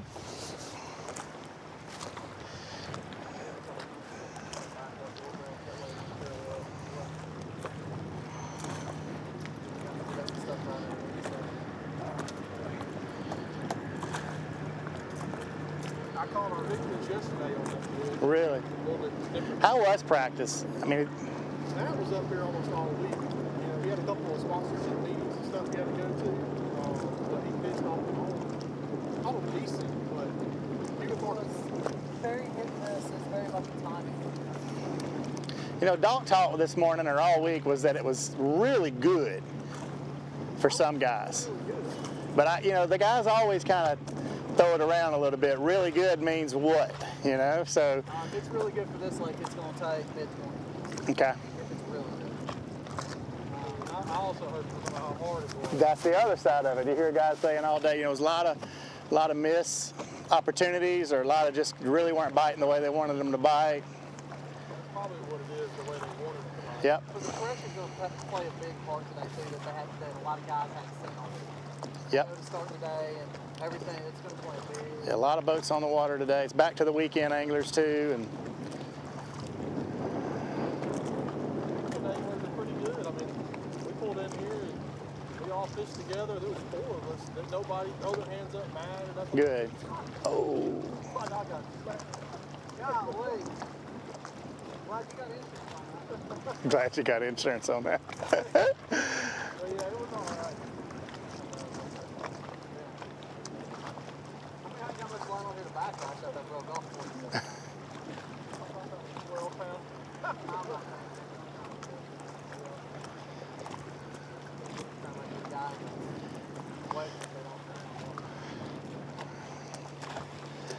I think our waders guys making it back out in the water a little bit.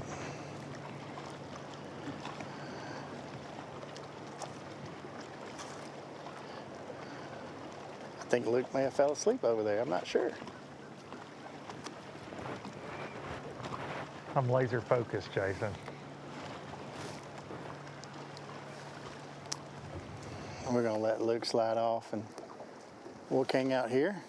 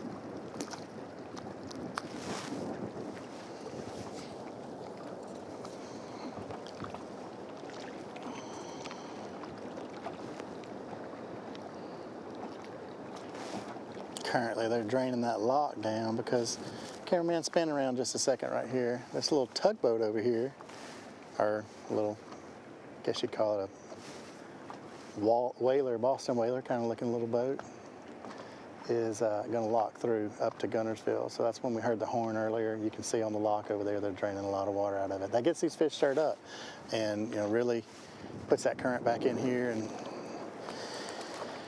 any little bit of change like that really turns these fish back on. So hoping to have some of that make it down this way here in just a second. when they open those locks and get him locked through.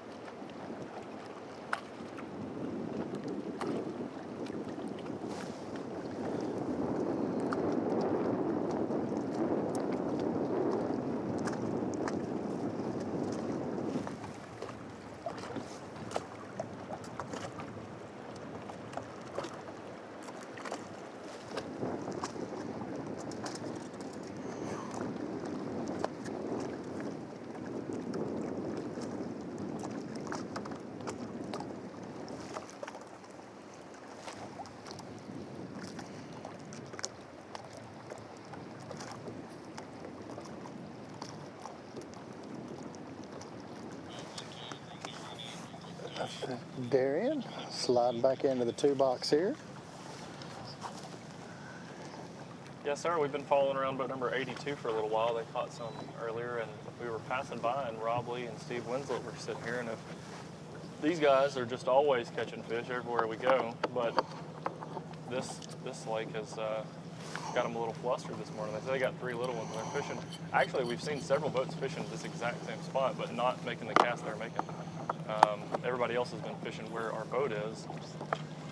They're throwing at a totally different spot, so we're kind of up real shallow, trying to not bugger up the situation.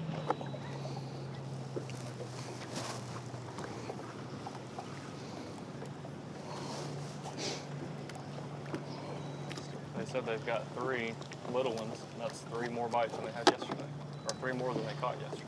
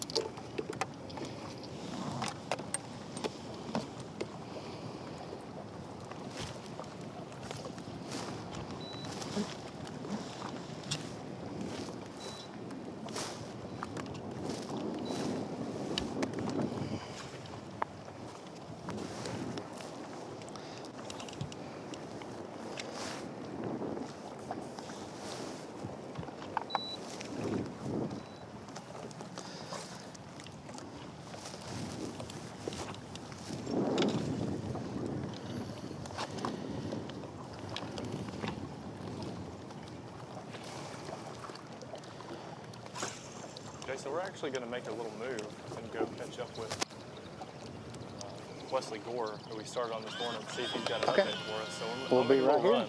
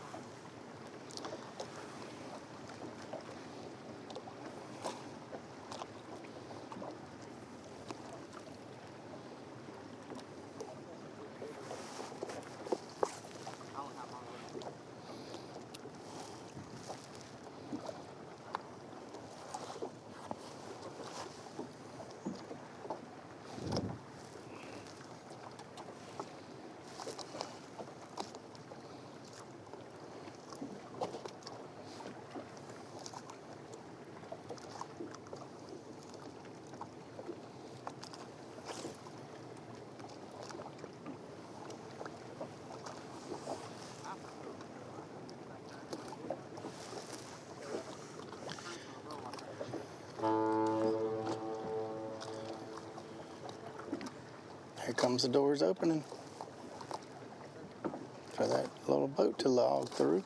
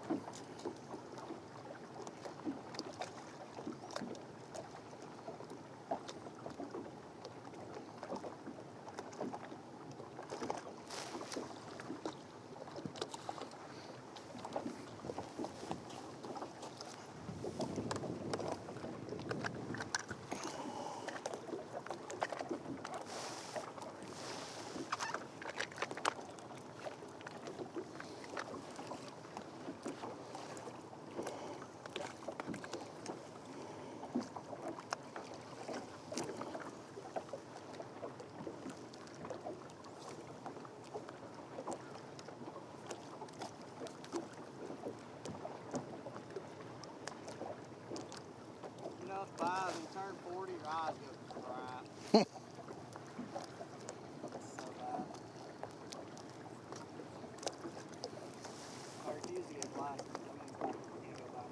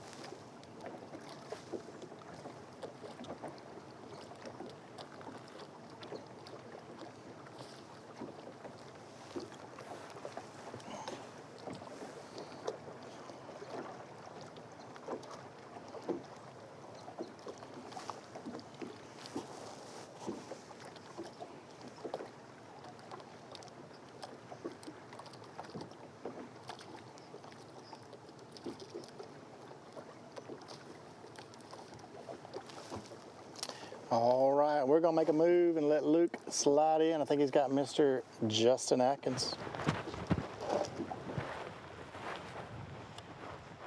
All right, guys, we just caught up with Justin Atkins. He's flying solo today.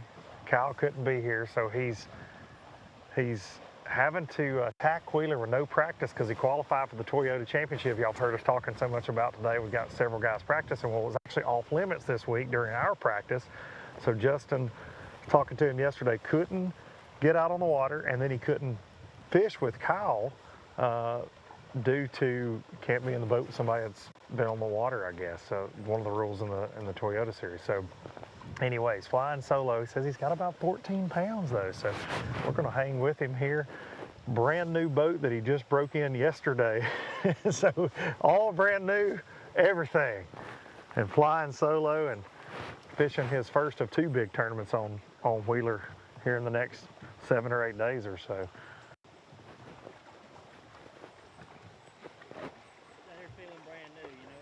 He says just out of here feeling brand new. I'm feeling like you're sneaky because I've been running around trying to find you and you've been hiding in the fog. You're blending in with the cover over here like you're deer hunting. You're hard to find, incognito.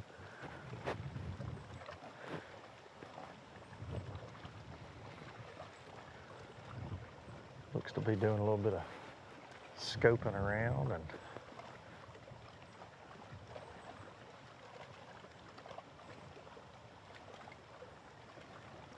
as tough as it's been today, gotta think 14 pounds is pretty good for what we've seen so far, and definitely not bad with no practice. But of course, Justin Bassmaster Elite Series Pro, Forest Wood Cup champ, a lot of success on the Tennessee River.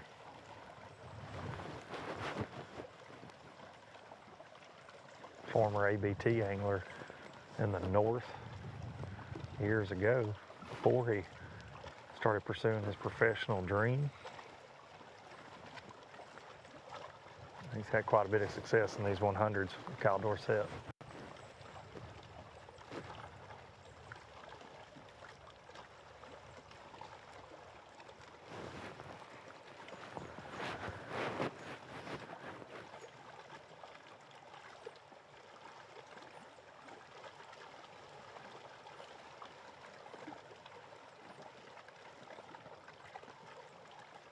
I feel like the weatherman always lies, but he did today.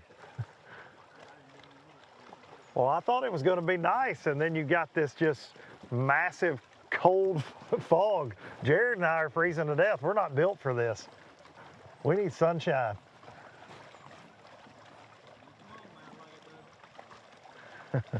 He says those smallmouth like it though. You got all smallmouth? One of everybody, okay.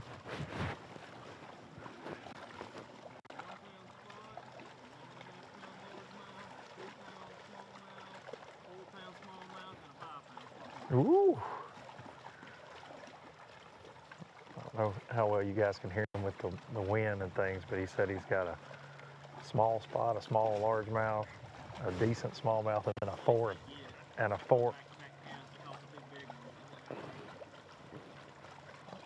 and 5 pound smallmouth in the boat.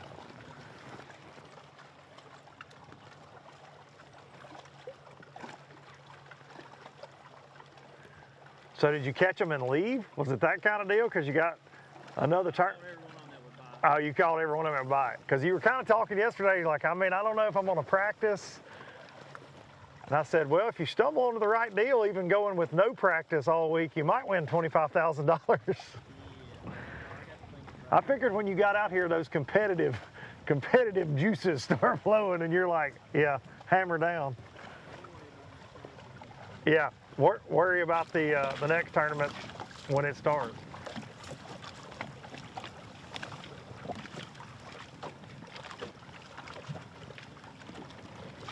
Wesley, what y'all got now?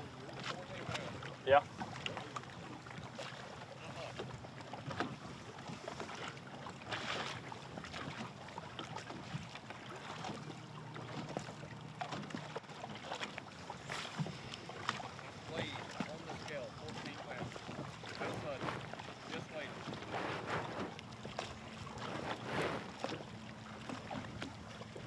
back into action now?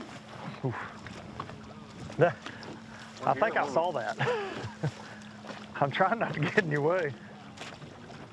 There's a good look at.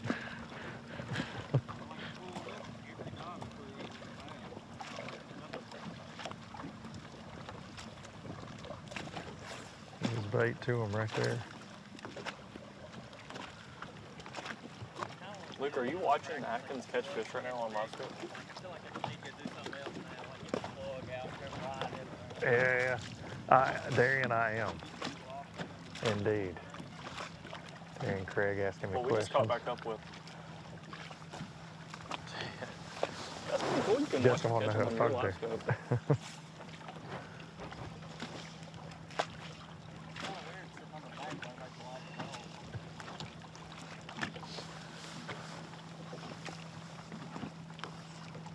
Darian, who are you with? Luke, I've caught back up with Wesley Gore and Brian Stifler. They've got 14 pounds, he says.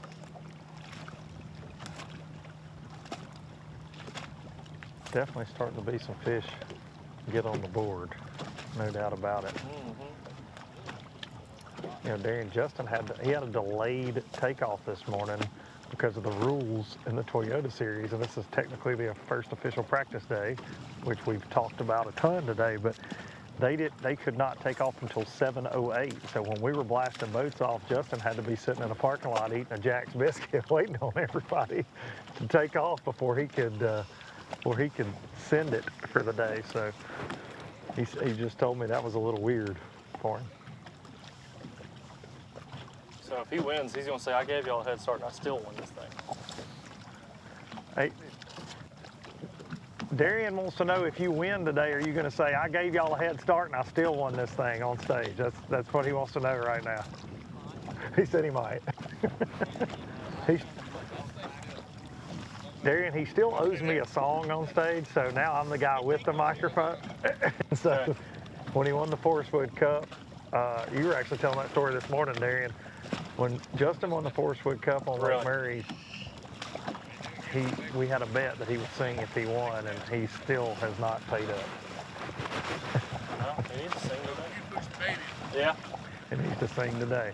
We're going to cue it up. Some Girls Do by Sawyer Brown.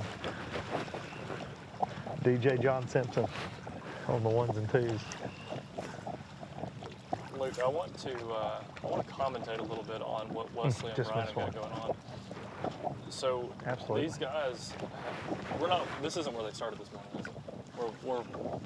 We're up a pretty good bit from where they were this morning, but he said we just missed it, and I'm imagining that was some fish catching going on. I think he said we caught some big ones, but they looked over and said don't move. So I guess the fish is roaming and the bait's roaming. Probably has a lot to do with the cloud cover and the fog, but he said we're going to try to push the bait back in. So they're like kind of going around to where they were casting at.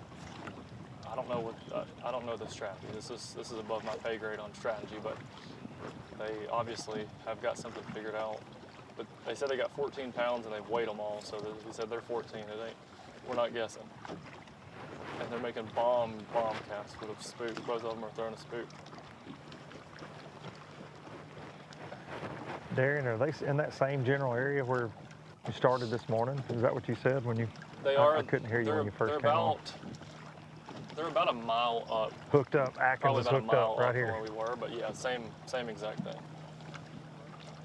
Atkins is hooked up, Darian. Looks like a pretty good one too, maybe. He's taking his time with it.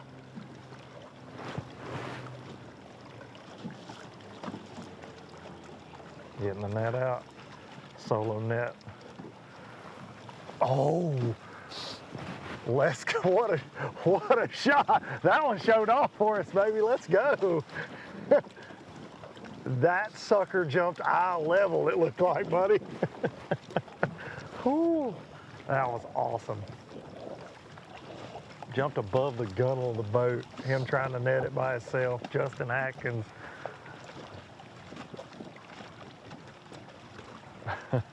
That was as good as it gets right there on a Saturday morning, folks. Wesley must have just seen some fish come up schooling because he kicked the trolling motor on high and took off. Hold him up for us.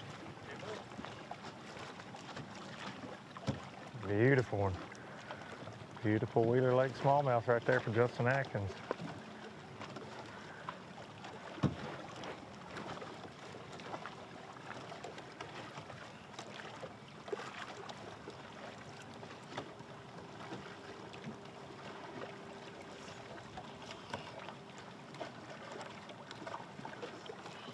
Gonna help. Oh, Wesley's got one up. Yeah, that's gonna help. He just said, yeah, that's gonna help. Yeah, let's see that call, Justin. Show us that. Yeah, that's it. He said that's a pretty good trade on Wheeler Lake right there, ladies and gentlemen. Yes, sir. Wesley just caught a good one too. Yeah, I can't tell how big it is, but sounds like Darian's got some action too. Yeah, Wesley made a big run, or not a big run, but really fast on a troll motor, probably 20 yards, and made a really long cast. I can't really tell from here how big that one is, but he's looking at it in the box, so it's. I bet he knows it's going to coal.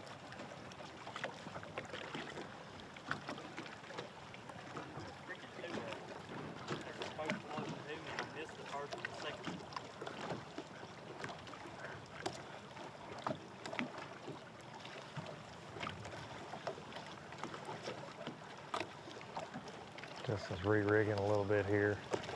He just asked us, what about that one-man net job? I was impressed, especially when it went eye level with you. That was kind of tense, yeah.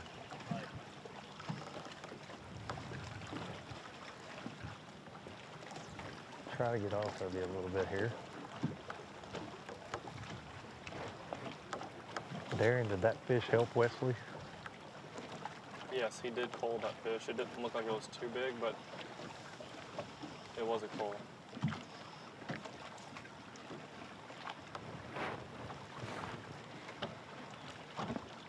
All right, I think we're going to take a look back at Justin's catch right here. Sets the hook on that smallmouth. You can see taking his time with it. Light line. Fighting it around. Obviously those smallmouth don't like to give up at all.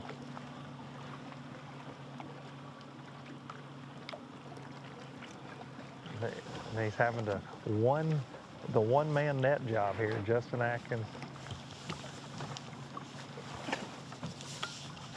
And the fish, one of the best jumps I've seen. He's fired up right there, and rightfully so. And you can see, heck of an upgrade for Justin Atkins.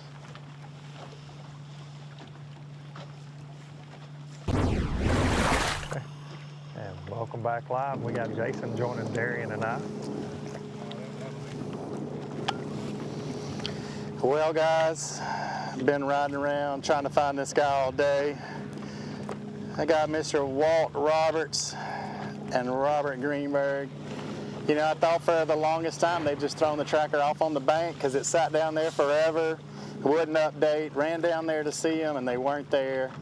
Well, he pulled up on a spot down here and he moved again. I said, you can run, but you can't hide. Guys, what kind of weight we got today?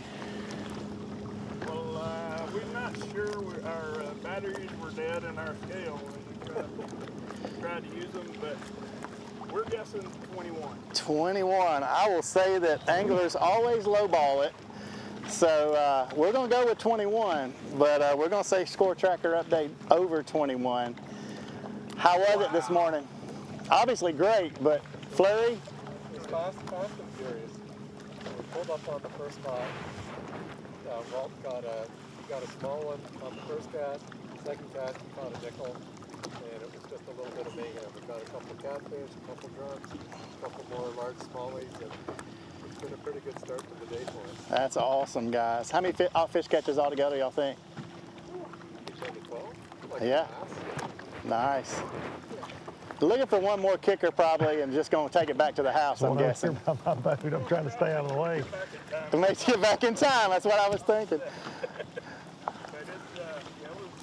We pulled up on the first spot, and then every cast, so be putting one in the live well and say, oh, there's another one, you know, so pretty good. Walt, you got some pretty good success here in the past. You know, I mean, you're not a stranger to this lake at all, and, you know, how's this lake fishing these days? I love it. This is God's country up here, and I've told him that many times. Just look back there. It's my favorite thing, too. I mean, I just like going here and smallmouth fish. I did it when I lived in Gunner for a long time. It's working a little bit today. It is working. That's what we want to see. It's working a little bit today. Good deal. Well, we'll slide back and let you guys fish and put one more in the box, and we'll ride back to the ramp with you.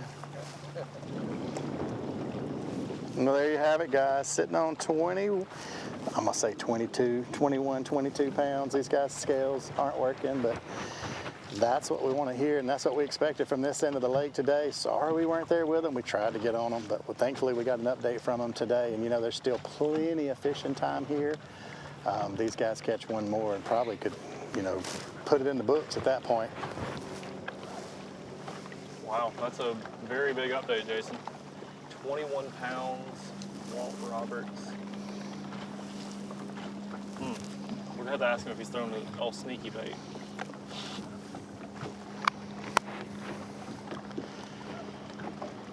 You know, they're moving around a little bit now. I think they, you know, obviously got off the juice, and I mean, I would say right now they got a lot of guys that ran by the juice because they were down from here on a spot that just, the tracker wasn't updating. We went down there and they just left, and I pulled up to him. I said, man, where have you been all morning? He said, I've been in that spot. I said, well, I went down there. He said, you just missed us, because, you know, they were catching them. Caught the house, he said.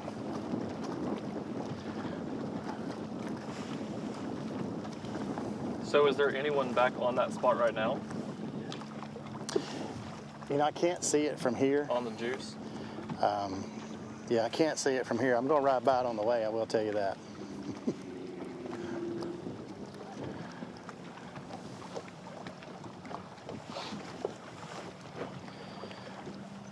Walt saying that, you know, it's really fishing good right now. And I think that's what we're going to see for some guys today is you're going to have guys that'll say, man, it's really, really fishing good.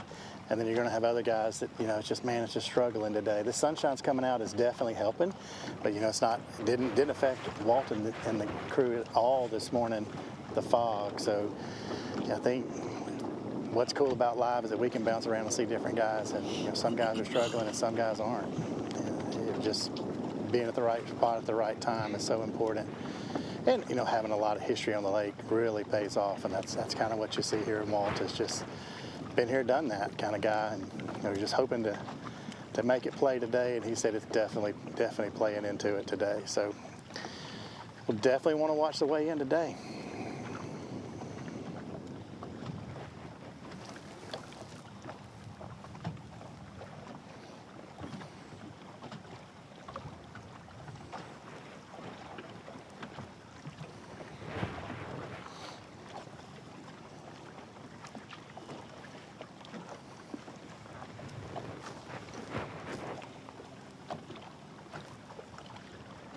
Well, since we've still got a 3-box up, I would like to take bets.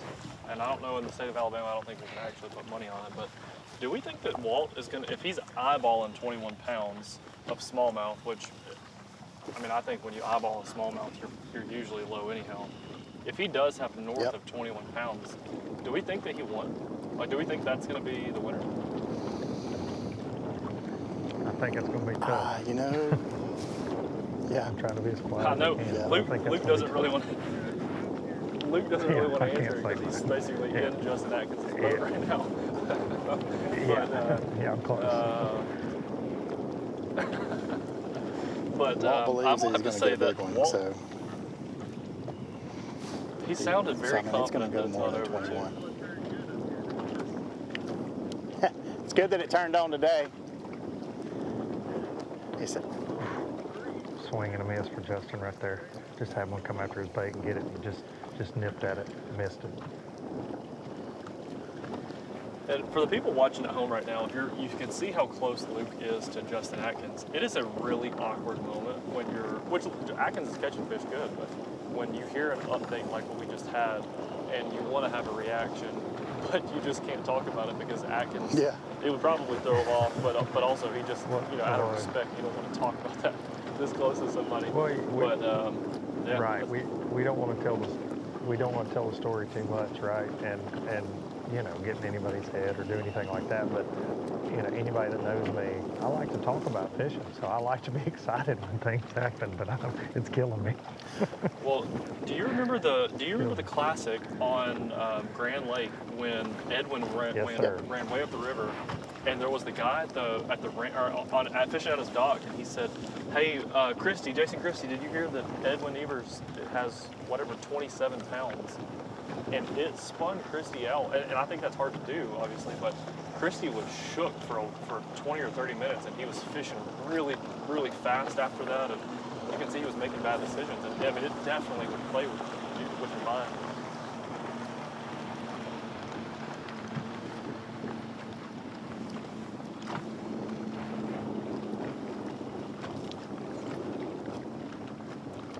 Ooh.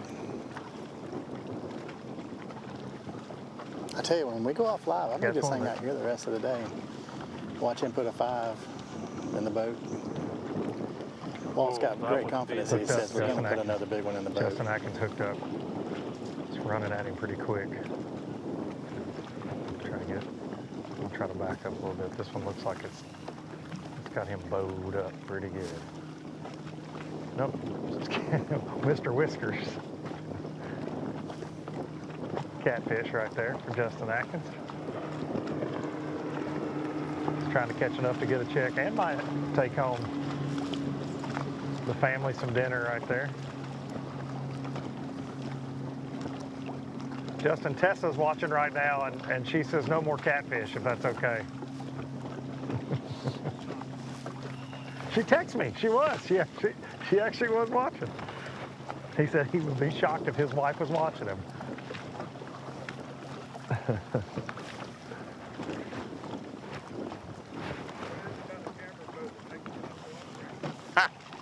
It always, yeah.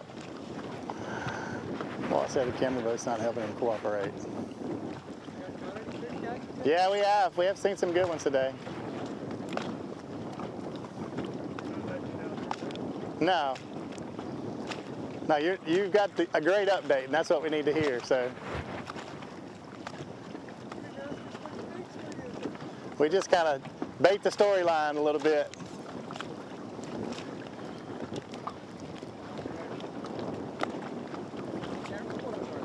Three.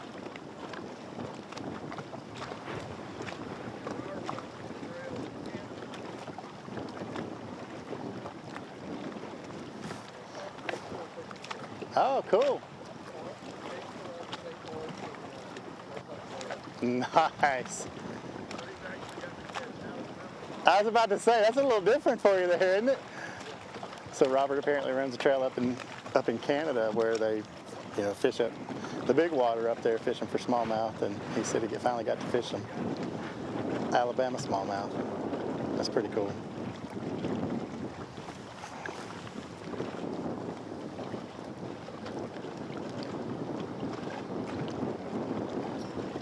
That is still on the bucket list for me.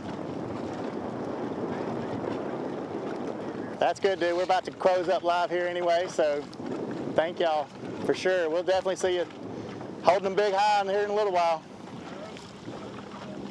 Hooked up Justin Atkins. Thinks it's a catfish. Fingers crossed it's not. It's about as up close and personal as you get. The fact that he's letting us be right here, regardless of if this is a catfish or not, this is awesome.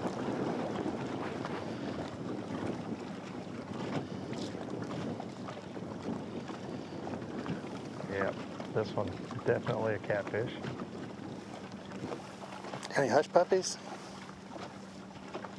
That's a good one too. I mean, pretty. Yeah, there he goes. Held it up. Big blue.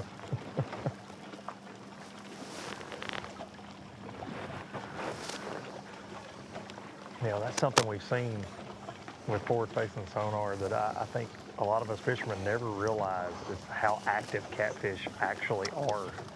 And if you're watching at home and you live scope very much, you know that that's something that you do catch a ton, especially on a jig head minnow, man. You really, you see a lot of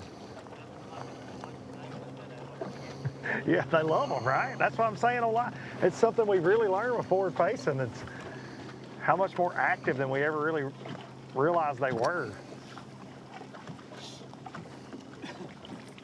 And Justin said nothing likes a dangling minnow more than a catfish, and he's right.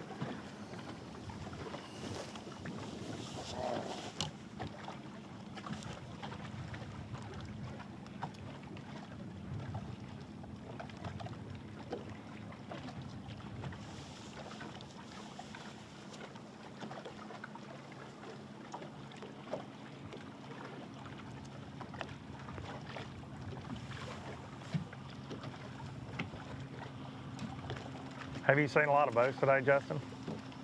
You seen a lot of boats down here? Yeah. I'm probably not helping things.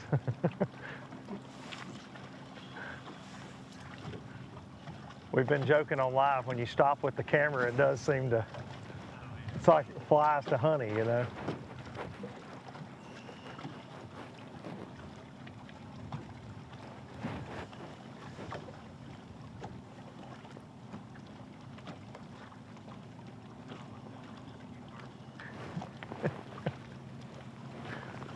Just filming for YouTube. This is definitely not a tournament. But he appears to be doing well in.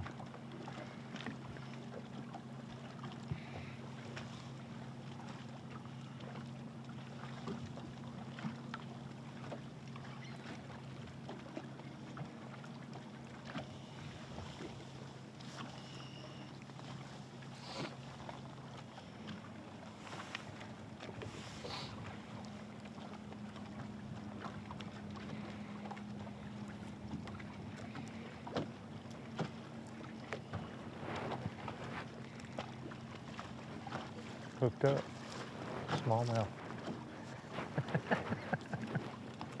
Hooked up and hamming it up. Not gonna make the team.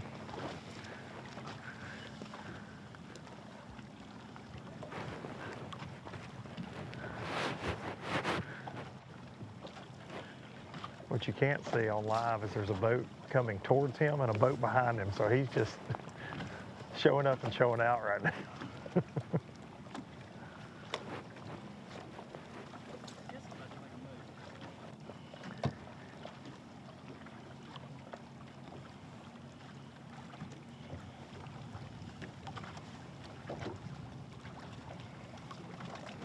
All right, guys, we're going to check in with the sponsors that make it all possible here at the Alabama Bass Trail, and we'll be back with Bush Light Breakdown just in a few moments, and we'll see you back on the other side from Wheeler Lake.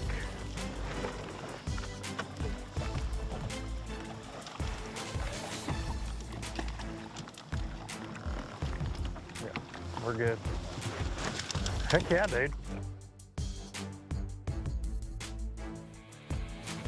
The Alabama Bass Trail 100 Series brought to you by Halo Fishing, Net Bait, Bait Fuel, and Snag Proof. At Phoenix Boats, our passion for fishing is obvious. Whether it's a pro event or fishing with our family and friends, We truly love the sport of fishing. that's why our goal is to make every single Phoenix boat that goes out the door the best fishing platform it can be in both design and construction. We love to fish as much as anyone, and we believe it shows in every boat we build. Phoenix Boats, built by anglers for anglers. Here at Landers McClarty Chevrolet, it's time to pick your offer on a new Chevy Silverado 1500.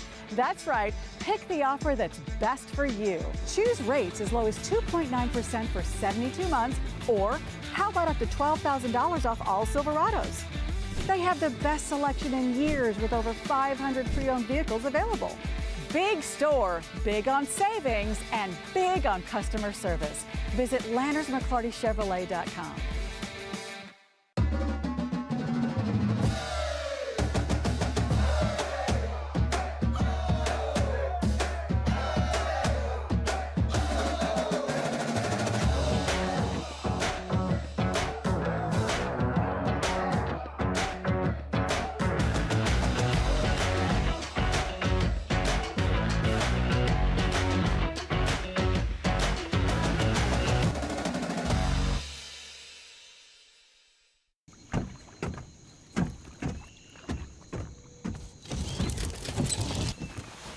Nobody wants to run out of power when they're on the water.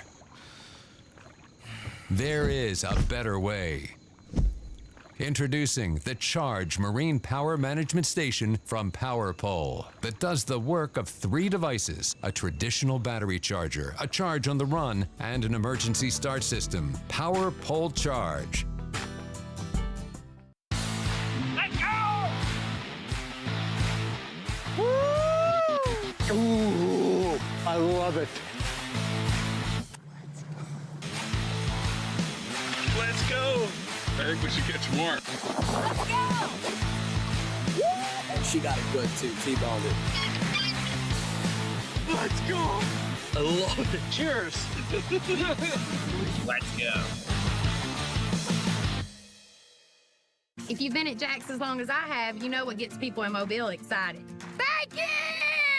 We're putting a whole heap of bacon on our new Ultimate Barbecue Bacon Burger. 6 slices of crispy hardwood smoked bacon with 2 all-beef patties, cheese, and our tangy southern barbecue sauce. Y'all, that's a lot of bacon. Oh, I can handle it. It's Bacon Mania with our new Ultimate Barbecue Bacon Burger. Or try our classic Big BLT or our Chicken BLT today. I'm Carrie Jackson, and I'm all about the South.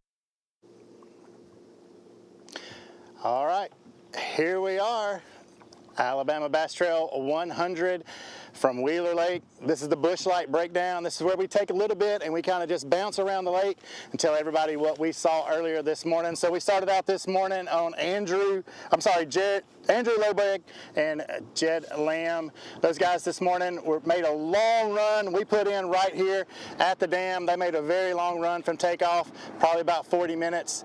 And they started on their spot and they quickly went to work. When we pulled up on them, they already had 1 fish in the box. Throughout the morning, they continued to upgrade and continued to upgrade. They got up to about 6 fish, pushing maybe, 10, 11 pounds.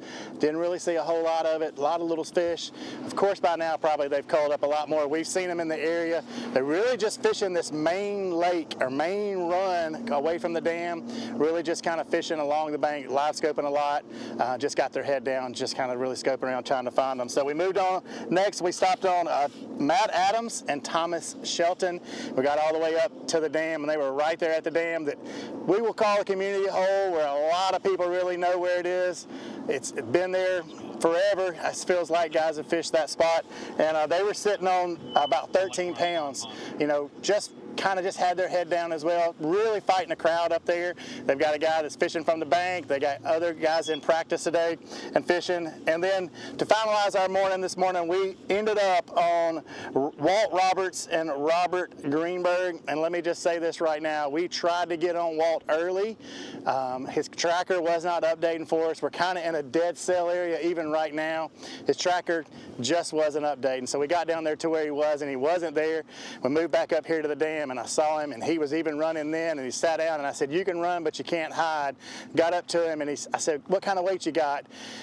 He said, our batteries are dead in our scales, but I think we got 21. Now, we know anglers, they lowball all the time. 21 pounds for Walt is a solid bag. I think he even said if we catch one more good one, we'll be eating pizza at the dock soon. It's a long run back from here, so they definitely want to make sure they get back. So I'll say this, Walt Roberts if he isn't the guy holding them high at the end of the day, somebody's going to really, really catch them today. So y'all definitely need to come watch us at the weigh-in. Tune in on live and watch us at the weigh-in this afternoon. It's been a great year. We are wrapping up this season. I want to thank everybody for letting me hang out and watch every day. Miss Kay and everybody back in the studio for all the work you guys have been doing. It's been really a fun year for us. But Darian, tell us what you saw.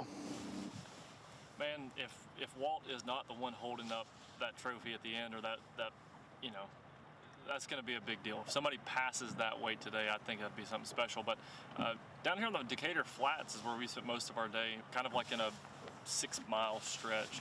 And basically all of the boats all up and down the flat are pretty much doing the same thing. There's different schools of fish located, and we spent a lot of time this morning just bouncing around from different guys. Pretty much everybody's throwing the same stuff. A lot of topwater baits, a lot of spooks, chatterbaits, square bill crankbaits. As we got to a little bit deeper spots, Justin Hamner was throwing definitely the most baits we've seen. A lot of jerkbait action, big glide baits, big spoons, little tiny minnow baits, little tiny topwater baits, and just really working through the entire arsenal to get fish to bite.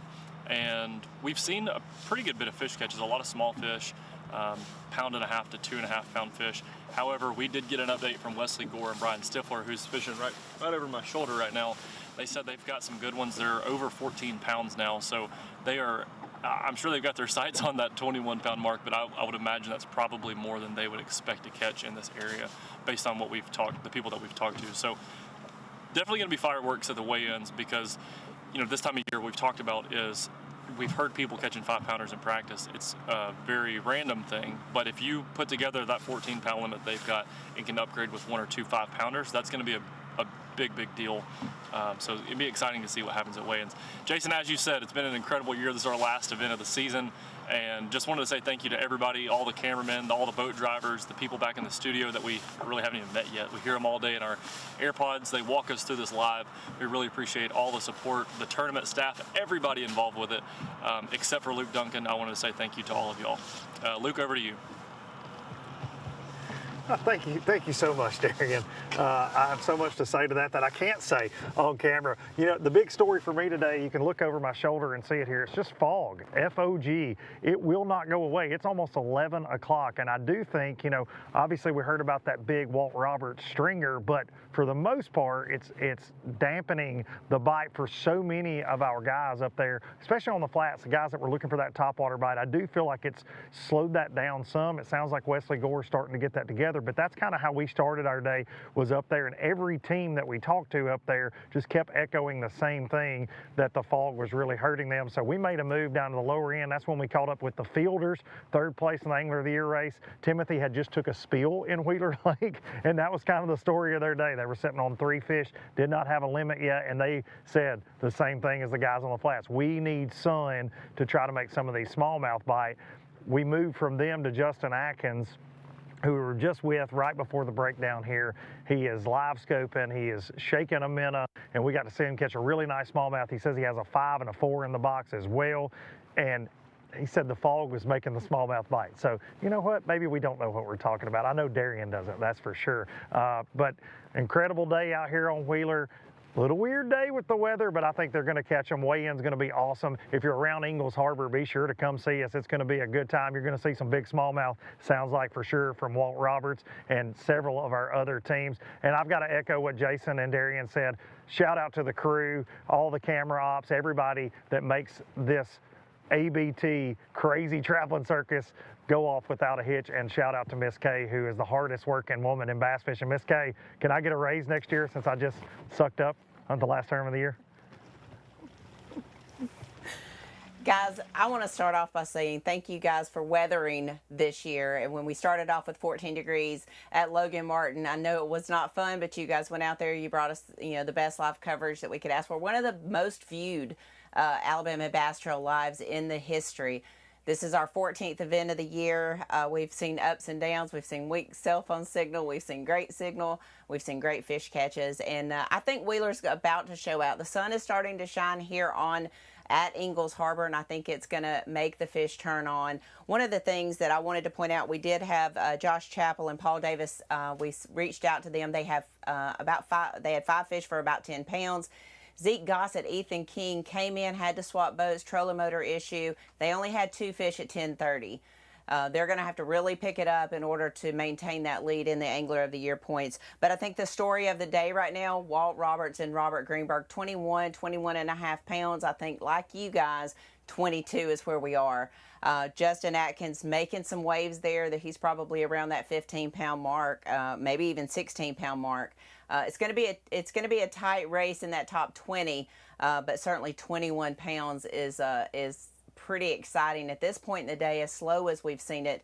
And after the guys talked at the dock yesterday, I mean, it was like everybody that I talked to had great practices. It wasn't predictable practices, but they had really great practices. So hopefully the sun getting up in the sky is going to help that turn on. And I do know that it will be exciting at weigh-in. And I don't have the belt here. Actually, I do. It's right across there. But we're going to give away those Angler of the Year belts to the lucky team with a TH Marine prize packet, as well as over $100,000 will go out to the teams today here at Ingalls Harbor. Thank you guys for tuning in this morning. Please come back at 3 o'clock and be with us. Thank you for tuning in all year long. We'll be back at 3 o'clock right here on the Alabama Bass Trail 100. You guys have a great day.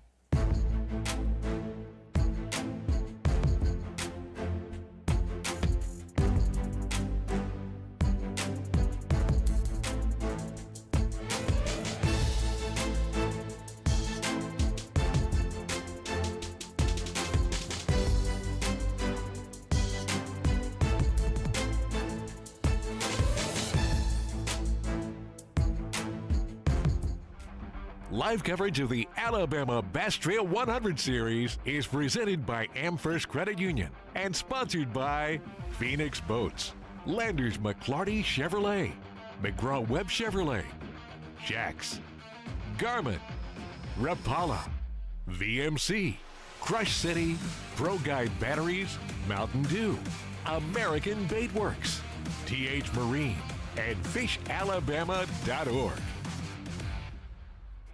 The Alabama Bass Trail 100 Series is brought to you by Phoenix Boats, Landers McClarty Chevrolet, McGraw-Webb Chevrolet, and by Academy Sports and Outdoors.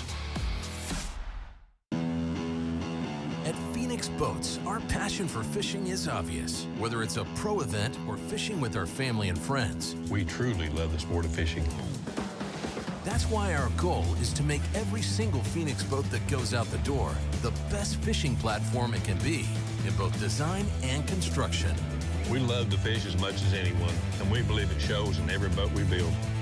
Phoenix Boats, built by anglers